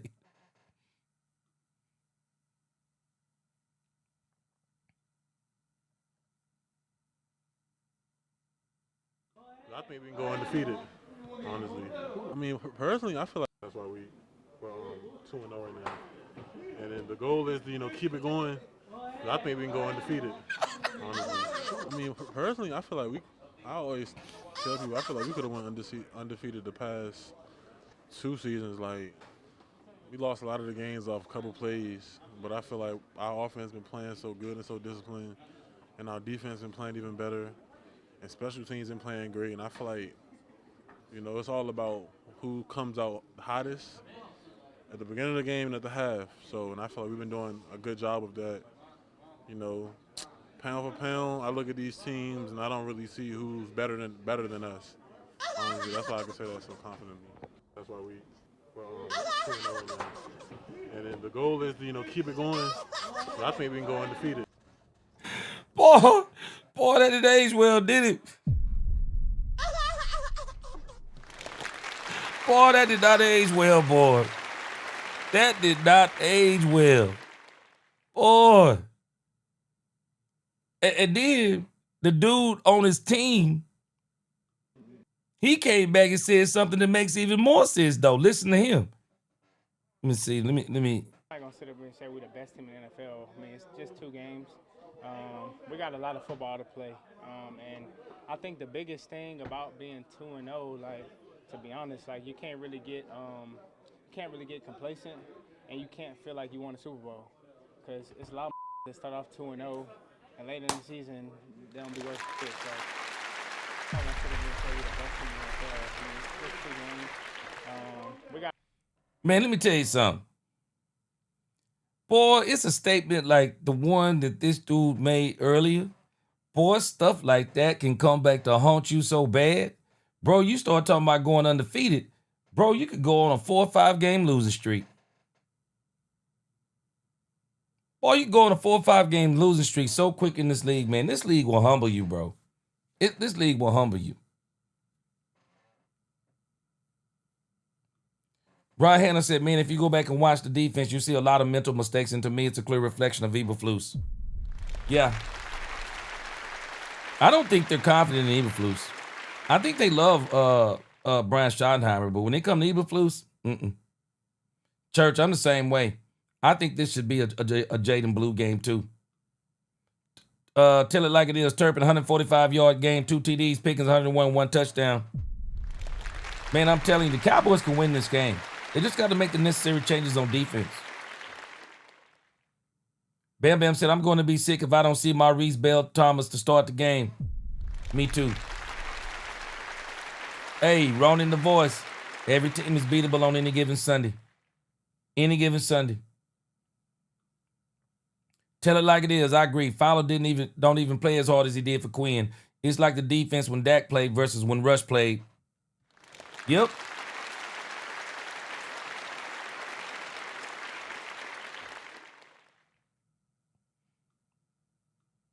Oh, Nicholas Zuniga. He said, we beat the Packers because Mike McCarthy gone. He was a jinx.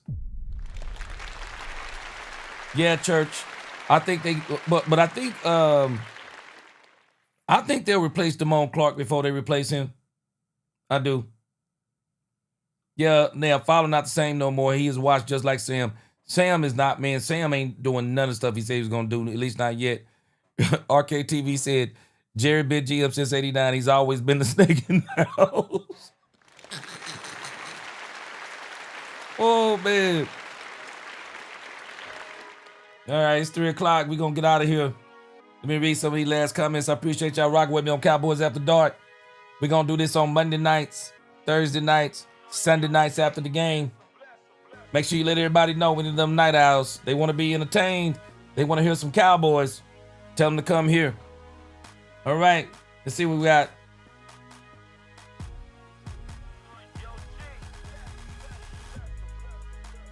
Ron Hanna said, Fowler, Williams, Hooker, Wilson, Diggs, Clark, Sanborn, all been playing poorly in my opinion. Facts.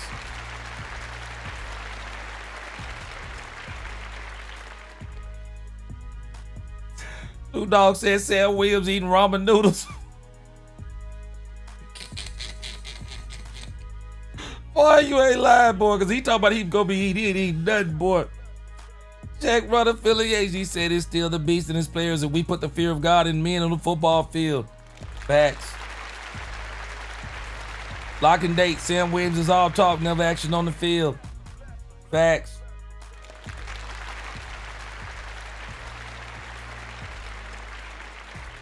See, they said he regret the shots he took before work. He said, kids, I don't approve this message. Forgive me, Lord. Yes, sir. Yeah, it'll never be another Jimmy. New house fam, what up with you? Yeah, but you know we do Cowboys After Dark on Thursdays. Shoot. Man, Jimmy, hey, you ain't lying, check and feel like he didn't care nothing about no feelings, man. He didn't. Yes, sir, RKTV. That dude didn't care nothing about no feelings. Hannah said, man, I remember that, G. I think that was 91. Man, Jimmy was about to shove Troy out the door. Shoot. Man, that's why I told people, man, don't you dare let Jimmy tell you he wouldn't have traded Michael Parsons. If Jimmy could get players and he already wasn't winning, shoot. This Joker would have traded anybody. CB said I'm lit on my shift. CB said I'm lit on my shift. Boy, what you done took, man? Woo, boy. Brandy, say it again. Fowler needs to share his money with Houston. I see you. Boy, Ryan Jimmy tripped me out when he said, he said, go over to the other field. Boy, Jimmy was crazy with it, boy. Jimmy was crazy with it, boy. Bam Bam, there is no excuse for not letting Marquise Bell play. There is no excuse. No excuse. All right, guys. Again, I appreciate y'all rocking with me. It's 3 o'clock in the morning. I'll see y'all again today at 4:30 or somewhere around there if nothing comes up. But I'll see y'all again today at 4:30, and we're gonna have our keys to the Cowboys winning the game. Let's see. Probably gonna do offense.